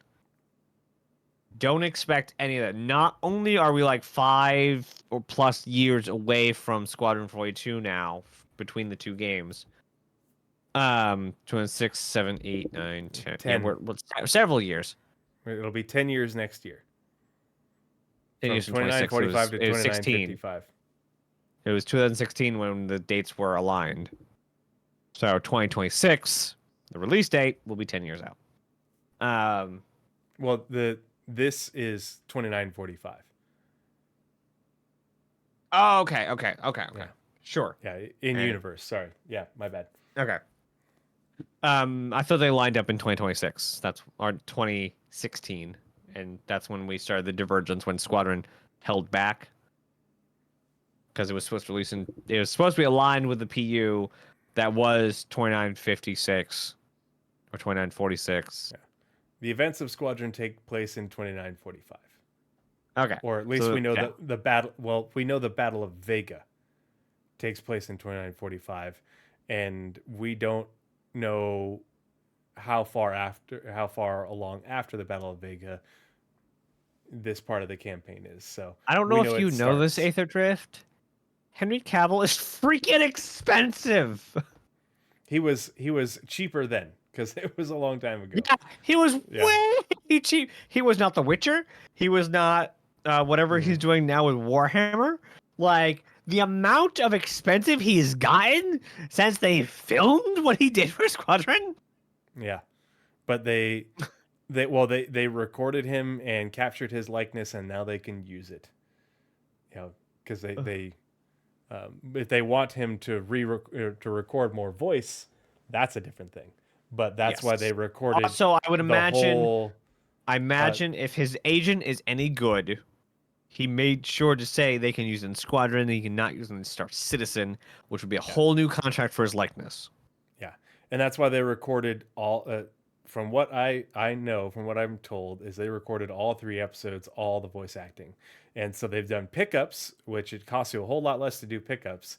Yeah, because that's like, hey, could you come in like for a work day? Yeah, we're gonna pay you for these lines, not the whole entirety of your thing. And we also don't know how much. It's called Squadron 42, but we don't know at what point you join Squadron 42. Does it happen in episode 1? Does it not happen until episode 2? We're gonna find out. If it happens, I imagine it if it happens in episode 1, I imagine it happens towards the end of episode 1. Mole. Because what is the Stanton? What squadron is the Stanton in?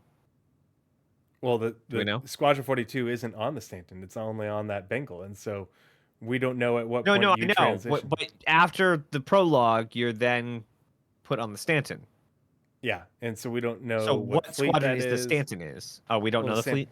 Yeah, we don't know. At least Oh, not okay. that I'm aware of. Yeah. That's more of a Paul question. I wonder if he Mhm. has dug up because as far as he said, he knows like the entire story in and out. Yeah. Henry Cavill will be in Star Citizen not because he's playing, or because he's just playing the game. I hope Yeah. so, Guaranteed. and I hope for like that reason only they don't have his character in the game. I will say no, that I don't want the Star Citizen storyline to be anything remotely related to Squadron 42, any of its characters or any of its story points. And it's also the storyline of Star Citizen is the story between the tensions of Terra and Sol, which is a much different connection between Vanduul and the Empire.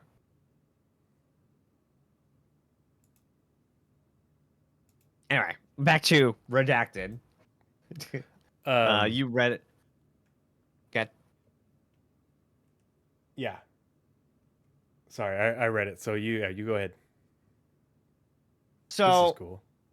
I was blown away by the demo. I was constantly blown away by the flipping quality that still is being juiced out of this thing. Like, every time, much like the Plan Tech team, every time they show Squadron at this higher and higher and higher bar, I'm constantly blown away by how they keep finding ways to make it look better. Which is really nice. Like, consistently, they are, like, making it I'm gonna say the cringy one, quad A game. But I was hoping for more of a vertical slice, less of a play 2 hours of a prologue. Like, Yeah. I'm gonna have to do this, like, verbatim, I'm going to have to do this exact thing when I get it. That is not something I wanted to see. Yeah, the prologue was because it really spoils cool, my experience. but I was really hoping that we would get, and I talked about this in my part of the expectations. I was really hoping that we would get, like you said, a vertical slice, but a vertical slice of the three main components of the game, of A flight horizontal combat, slice, if you were. of flight combat, FPS, of flight, of FPS, and of social. And the prologue didn't give you all the things. The prologue was a tutorial and introduction to the universe, and it only was the tutorial for these basic aspects. It wasn't, there's no flight tutorial or anything. No FPS. Well, no, There's there's a not little really bit any of social FPS. tutorial. Yeah. So Rig tour scale says 30 to 40 hours, but how many if you skip cutscenes? Who says you're allowed to skip cutscenes? No, they have when I said you say will be 30 able to 40 to hours, disengage cutscenes, Yeah. but skipping cutscenes is not really a thing because they play out in real time. So some cutscenes you will be able to take your camera back. Some, not all, but as far as I know, all cutscenes play out in real time anyway. So they will always have to go through with the events of the cutscene. For instance, back in the last big vertical slice we saw, when they were interviewing or offloading the OMC guys, criminal guys, into the Stanton and processing them, that is a skippable cutscene. It just means you're taking your camera back from the whole cinematic camera where it's watching them and not on your character. But that will still be happening while you are walking around. You could just watch it from the flight deck of the Idris. Mm-hmm. They sure do have a lot of screens on this Javelin. I mean, makes sense. Like, because the cabin shows up on them, and you're not like tied to. But did you see how many screens were in the galley? Yeah, like Yeah, they're there's a playing lot. like local news and things. Like Mhm. that's really cool. And like so I imagine I don't know like what the exact politics of it are, but like not being on your mobiGlass, like everyone on their own mobiGlass, they're actually like Mhm. playing stuff in the environment. Like I think that's a lot better. I like I don't know. I don't know. I think like in environmental wise, it's a lot better to have live screens playing more like a bar scene than everyone being on their phone. Mhm. It was uh, beyond the I wanted to see different things for what they demoed for us for Squadron. What they did show us was beyond my expectations. You know, Mm-hmm. for the prologue, holy crap! In terms of game prologues go, wow, just absolutely incredible, and you know, storytelling, environment, the When I play gameplay was this, great. yeah, when I play this, I will long the entire time playing through this, long for the chill out I get after the prologue, after I get to like talk to whoever and have to go through the rigmarole and get on the Stanton and do all the office politics stuff I have to do on the Stanton because of the intensity and the heartbreak and the emotion that like is pouring out of the entire prologue. Like it's wild, and to see like what actually happens with the rest of the prologue, because like there's a couple questions that still went unanswered on what happens to a couple of the ships. Mm-hmm. Like they just kind of ended right before. I don't think they played the like ending cutscene. I think they cut right before the ending cutscene. Yeah, yeah, they So didn't we don't know spoil the what whole thing. happens to the king ship. We don't know what happens to Bishop's ship, and we don't know what happens to Javelin. We have no flipping idea how you get back to safety. Yep. I don't want to know either. So if you guys know spoilers, don't freaking tell me. Um, I think the other thing that I thought, like the big thing that stuck out to me was, uh, like I'm really interested in the EVA gameplay, Mm-hmm. and yeah, we have EVA, but we don't have all of it. You know, Yeah. the Superman flight portion and the transitions, like all that's great, but we don't have EVA thruster. You Push know, pull. thrusters having fuel, and we don't have the 0G push pull. I love that they demoed that for us. I loved seeing that. I love that mechanic. I thought it was such a great sequence of you having to getting sucked out of the ship and then having to 0G push pull your way back onto the ship through all this wreckage with the battle still going on around you. Fighters flying by, Yeah. the hammerhead flying overhead. You've got that muffled space, faux space sound was a really cool effect. I just thought that was just absolutely incredible. Um, Oh, they had the the gameplay demo up way before they had even the Star Lancer commercial up. The only mhm. thing I didn't like about the 0G thing, let me see if I can find it. It was that first 0G landing where it really slowed down time, and there was almost no way you would miss the prompt. Mhm. And I really didn't like that Yeah. because Oh, then once there's you our like hit the button, it wait. was set up and like got you landed. I We have to see our really did not like that. our Terminator with a facial change.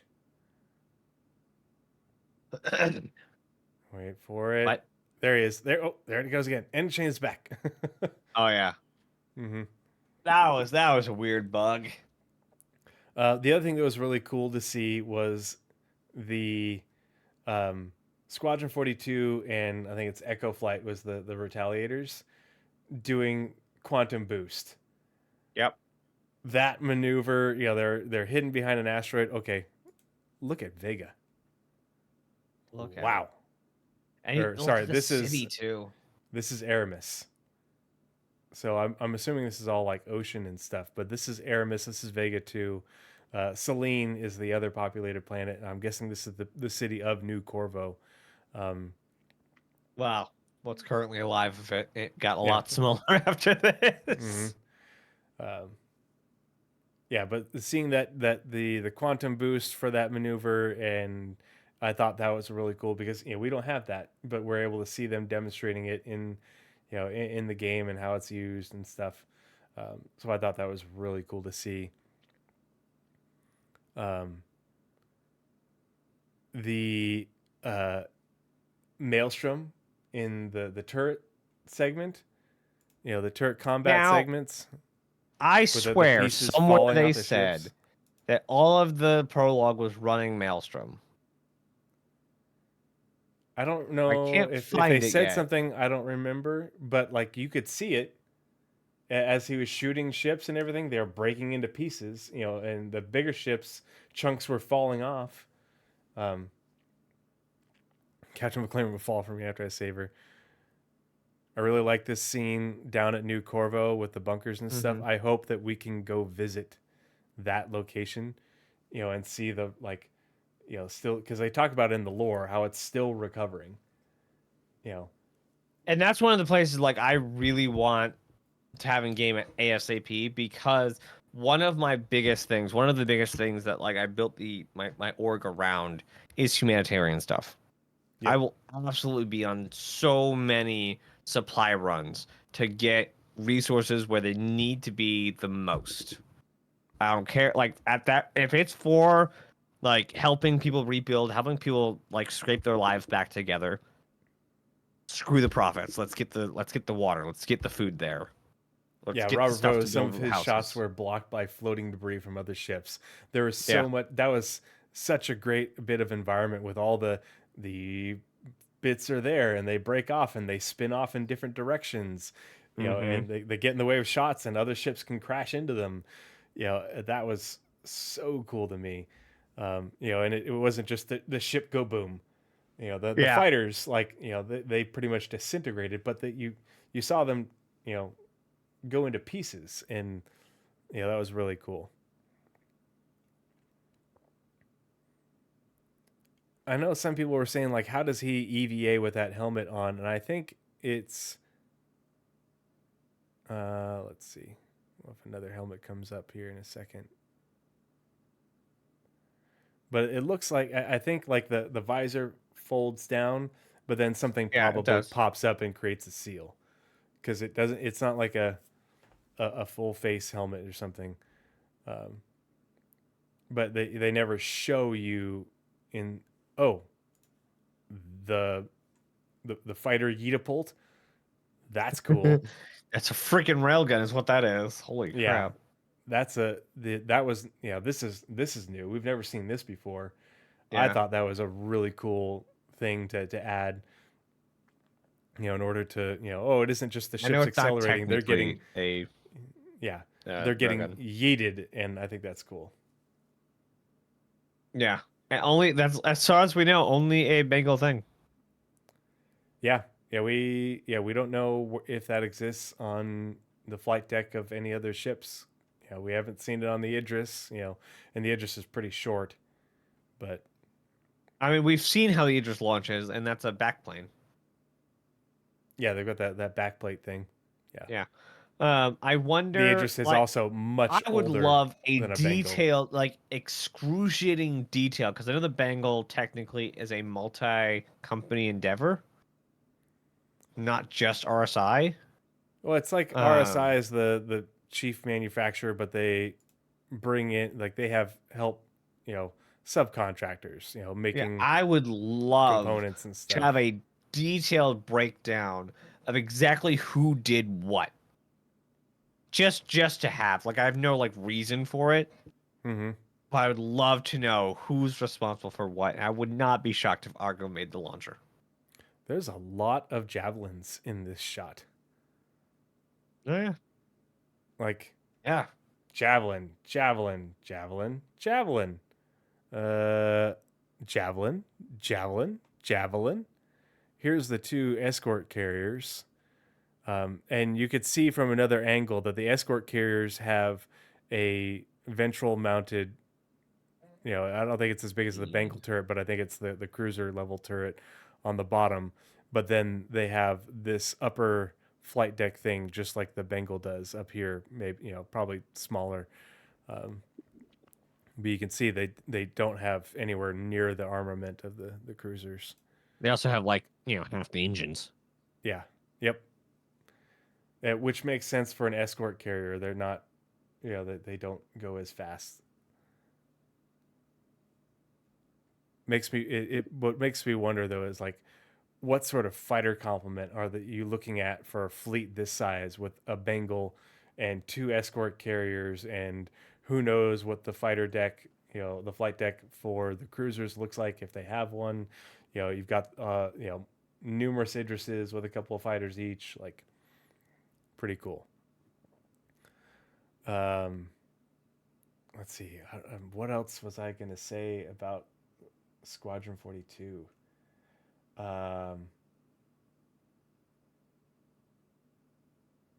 Oh, chat. Does anyone know? Has anyone looked in detail, like slow-mo of the animation? Look at the size of these guns that are on the side.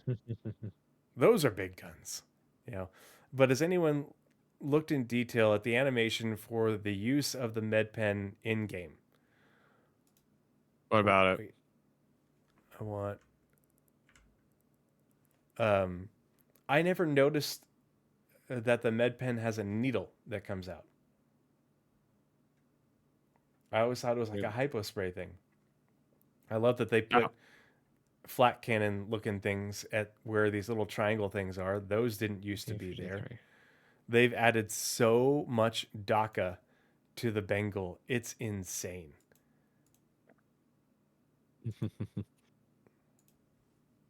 Very shiny trailer.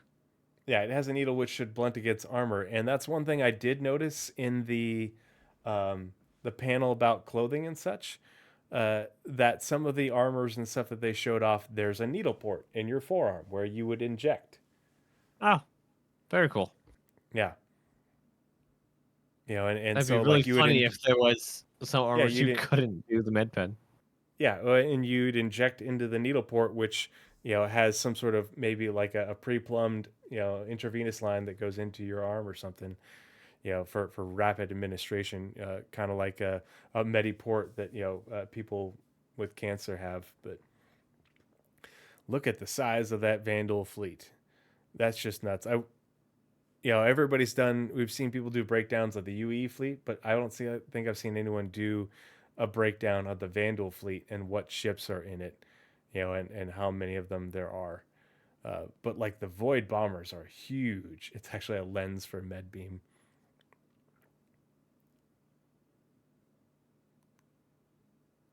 Good grief. I like that he stands up. I think it's not just in like as far as storytelling, it's not just in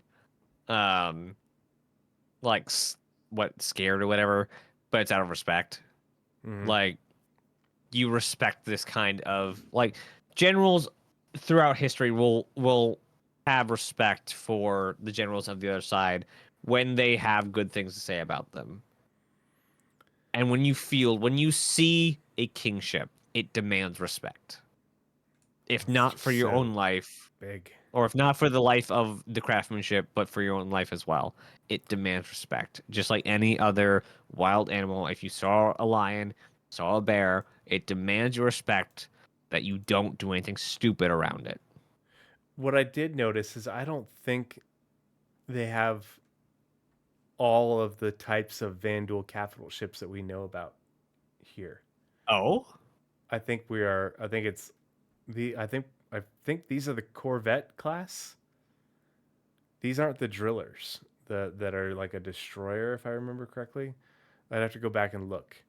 But we've got lots of bombers, a crap ton of fighters, lots of these things, whatever those are. But I'm pretty sure those are the Corvette class ship. Because you see a lot of those flying around during the battle, and he's engaging those with his turrets and stuff, taking down their shields and shooting off their their side guns and stuff. You're right. I don't see any drillers. Because drillers have a very they have like cage, like a I won't say it's like a surfboard like thing over a giant flight deck. Yeah. Let's see. Maybe these ones towards the rear, but you didn't see these ones mixing it up in the fight. You saw Yeah. these corvettes getting in between the javelins and stuff and flying around. And so I feel like these were hanging back kind of like the cruisers and the UE fleet does, because these are definitely a lot bigger than these. So we're not sure what these are. The Like other thing that they were much more rounded. yeah, Whatever the hunter, wherever there the you go. drillers are. Yeah, these are, I'm pretty sure these are the hunters, right? I think. Okay. The other thing that I was really hoping they would show, yeah, those kind of do look almost like harvesters. That I was really That would hoping be they would weird. show it once they got started with this playing, is that we would see, even if it was just a cutscene, because we don't partake in it, but I was hoping we would see a cutscene of the Vanduul landing on the planet. Fighters, fighting it out in the skies over New Corvo, but then, whatever, it's landing craft, or maybe it's the cleavers dropping down to the planet. Oh, I wanted I to know see, now. ground combat on New Corvo. Because we've seen that bit from the trailers years ago where Admiral Bishop is down on the Definitely not planet the first one. assessing the damage and stuff. I was hoping we would see packs of Vandal running through the streets, and in ground combat against UE army and Marines on the ground. Yeah. I imagine this is half the prologue. If it's not like a really long cutscene after it. Like, I don't know what happens exactly, but there's a lot of story. Like you said, we see Bishop on the planet. So there's a lot still to tell of the Battle of Vega. Yeah, there's more for us to learn about the Battle of Vega and the aftermath and such, for sure. Actually, that's a...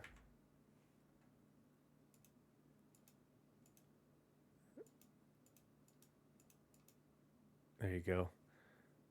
See, now you can see the biggins. Here's the kingship. Here's maybe these are bigger. The harvesters get dropped on the planet, so they're smaller. They come from other ships, but these two back here are pretty big. I feel like these are smaller, and then these are the hunter corvettes up front. Because you wouldn't see the bombers and fighters and stuff. So there's at least two ships in the front line. There's one with the dovetail in the front, and there's one with the fangs in the front. So they look opposite each other. Yeah, These two I over do here not know. look different than these ones over here. I'll have to go back and look at Vandal ships. But the other thing is, we haven't gotten updated, other than seeing the updated driller a few years ago. We haven't, the driller destroyer, is that what it is? We haven't seen updated models of the other Vandal king ships or other capital ships. We have the old ones, but nothing new. Yeah. I mean, the ones we saw in the last fleet the teaser, harvester like that, drops the things onto the ground. The harvester deploys those, the things that do all the munching, the planetary hole munching. See, I can't see Bishop and Strong now without their goofy grins that they've been, oh my God, people have been doing posting on Twitter. Horrible. I thought it'd be bigger. I know way too much of the Habsburgs' actual history for that to be actually funny to me. Like, I don't know what kind of crap I've watched, but I know how you get a face that looks like that, and it's nothing good. And it's not safe for talking about on Twitch. The Vandal fighter deployment, coming out of those racks, that's scary. Cool as shit. Just freaking scary. It's scary, but that's cool that they went to that length to show it at that distance. And then you just have a cloud of fighters. A cloud of fighters. Hundreds of them. And that's probably just the first wave. I think the other thing that was really cool is when you know, look at them running out, oh, Mariana's turkey shoot. But I think the other thing that was really cool is you'd see as the fleets close, you'd see the Vandal capital ships launching barrages of their boarding torpedoes. Not just having them coming out of the fighters or the void bombers, but they're being launched out of the capital ships as well. And so I thought that was super cool to see. And also super intimidating. Can you imagine you've got this swarm of boarding torpedoes headed towards your capital ship, and knowing that you're about to be boarded by dozens of a Vandal as they close, and you're hoping the turret gunners can shoot as many down as possible. Let's see. Robert says, I put a link to you in Discord of a breakdown done by Captain Foxy Loxy on the ships of Vandal. Oh, sweet. Thanks. Appreciate it. Nice. The wiki has recently consolidated the driller and harvester carrier pages, citing old concept art that called the harvester carrier drillers. Okay.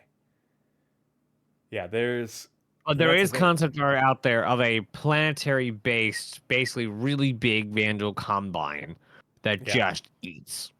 Mm-hmm. So they might need to unconsolidate them as harvesters. As far as, like Tree said, as far as I know, are the thing that eats plant, basically, like a field, like a farm field. I like how you can see in the UI the reloading mechanism. He it pops back up and he's back in action. Bullet number go up, bullet number go back down, reload. Like, there's so many little details that are just incredible. And the UI on this turret sequence is so well done. But look, you can see these pieces and they're flying off and they're sparking. Like, this is Maelstrom. He's shooting it and it's coming off and coming apart in pieces. Look, that is Maelstrom right there. And because it's a fighter, it does explode, but it doesn't explode instantly. It isn't just, damage get to zero and you go kablooey. It's little pieces getting knocked off and whittled away. Drillers are bigger than Bengals. They're 1,700 meters long. Yeah, the drillers are huge. I remember them being just absolutely massive. So they could be the big ones in the back. Yeah, but they're also like a lot of void space and everything. So on Star Citizen.tools, the second paragraph says it is capable of atmospheric flight and can be used to deploy harvesters during raids to harvest resources. Harvesters then links to, I don't know what wiki you were looking at. Then shows the harvester, the ground vehicle. It does have a ship, but that is an old concept for the driller deploying harvesters. Yeah, so there you go. Harvesters are the ground thing. Drillers are things that deploy harvesters. We had that clip a few years ago of the driller flying by that Vandal who was like standing there, on a planet. Harvester carrier being separate thing from harvester. Okay, let's try that. Harvester carrier. Yeah, just that. Okay, yeah, that brings back to the driller because it is the carrier of the harvester. I might have missed something, but yeah, you're correct. There is no bespoke harvester carrier. Harvester is not the name of the carrier. It is a carrier of harvesters.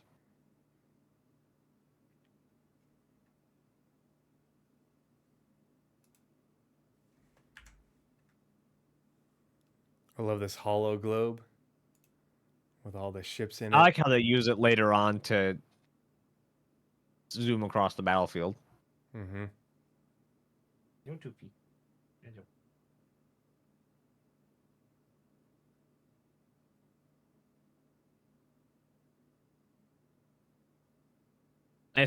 Anything else about Squadron demo? Nope. It's cool. Like you said early on, like we could talk about each of these panels on a bespoke. Oh yeah, we could do. We could watch it and pause it as we go for each one of these panels, and it could be 2 to 3 times. Each one would be 3 times as long. Yep. Man, You can find a way back. I don't need to. It's irrelevant. Like, we know where it is. I'm not sorry. I don't know what the question is. I'm sorry. Drillers are harvester carriers. They carry harvesters. I don't know what information I'm missing. I'm so sorry. I love watching these cruisers just light these corvettes up and obliterate them. But as you can see, the bigger capital ships are closing with the fleet. Mm-hmm. Everybody's like, maintain formation. I did like that they. I mean, this is more of a 1.0 thing, that they said that command and control stuff is something that will be in 1.0. I'm gonna clip this part just for Blizzrad. Why? Because big honking torpedo away. No, that freaking is how They're taking that laser on the nose, but here it goes, kablooey! those are auroras. Yeah, those are.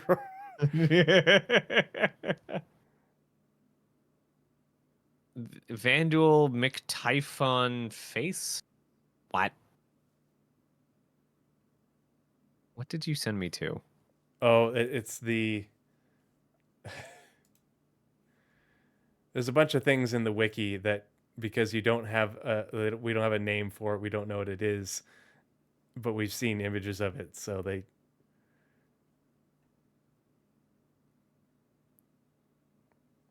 Here, let's. Oh,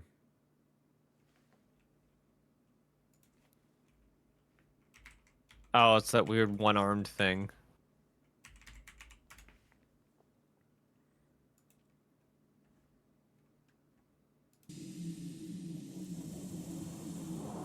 God, this is from 2016. So old.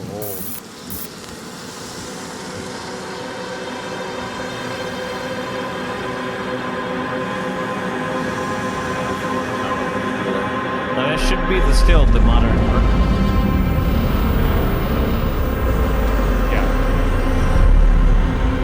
It's definitely still just polished after that, but yeah, it's same build style.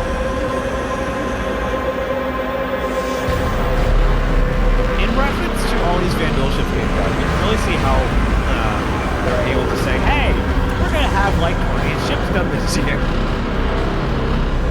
because when the Vanduul fleet and Squadron was being worked on, the ship teams were split between Star Citizen and Squadron. Now they have all the four of the ship teams building Star Citizen ships.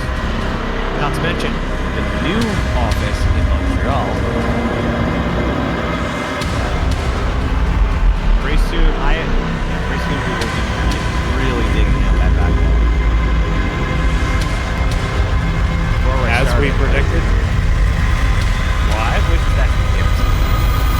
Well, yeah, like, there's how, like, by the end of the year, over the next year plus, when we get the Perseus, Galaxy, and Pioneer out of there. Yeah, see what's got the these Javelin. two, like, things coming out the front. This is definitely the ones that were in the back. Right? Did they give it a new face?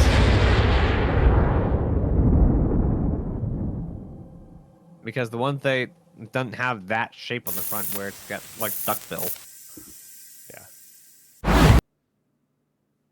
Yeah. The Idris and Javelin ostensibly are just done. Because like they are in the production schedule to be done relative to Squadron, not with Squadron, but relative to it coming out. The Idris is ostensibly done, and the Javelin will be done shortly after Squadron. The big question is, I don't know where the Orion is. Oh, like Orion the ship? and yeah, the Orion and the Orion will come out just before the Endeavor. ha ha ha ha ha ha ha. It's gigantic. It is gigantic. It is. And It is, really, really is. Yeah, whereas the Endeavor is all things end game, the Orion is end game mining.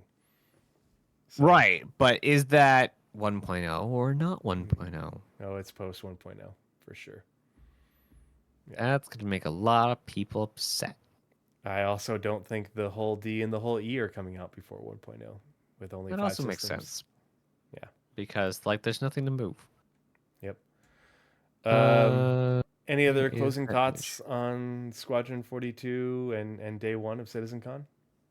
I was a bit disappointed that it was 2 years out. I said, well, possibly Yeah. 2 years out. Yep. But I have heard that 1.5 to 2. Yeah. There was a 2025 date, and it was convinced to move, which makes me happy for an early 26, Yeah. or excited for an early 26 release. So we'll have to see what exactly happens with it. So I think it's really only, wow, I'm counting this year as mostly over, most because nothing really happens between now and the end except for, well, IE and the release 4.0. Yeah. I'm calling Squadron like I as far as like keeping track of Squadron, I'll call it a year out. Just because, like, yeah, there's a couple months on either side. Yeah. To me, it's not really gonna matter all that much. I will love to play it.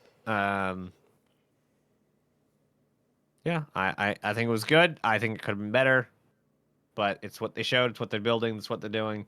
Yeah. What they showed was great. There was things I wanted to see that they didn't, but what they did show for Squadron was pretty amazing. The crash See, stuff recovery. that can, Oh, yeah. the thing. What was it with the verbiage? You know, something check to panic or whatever.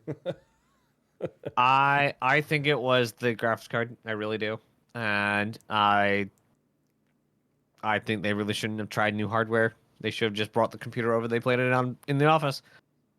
Stuff I think that, like, Crucible should come before, Hull B should come before, Polaris is done, Pioneer is getting work done, G12 should come in, Kraken should come in, Apollo's are getting work done, Vulcan should come in, Rangers should come in, Rylan Expanse should also get in, Perseus is being done this year, Liber Odyssey should also be in before 1.0. Legionnaire is going to be in before 1.0. We just got to get hacking on the schedule and finish through the schedule. UTV should obviously be in. E1 should obviously be in. Galaxy should be in. Zeus's are done except for the MR, which will probably also be in before 1.0. The Guardian should be in. Or the Guardian's being released this year, i.e. the Asteroid obviously should be in. Ironclads are also being worked on in the next 12 to 18 months. So, like, about half of the backlog currently is being worked on this year.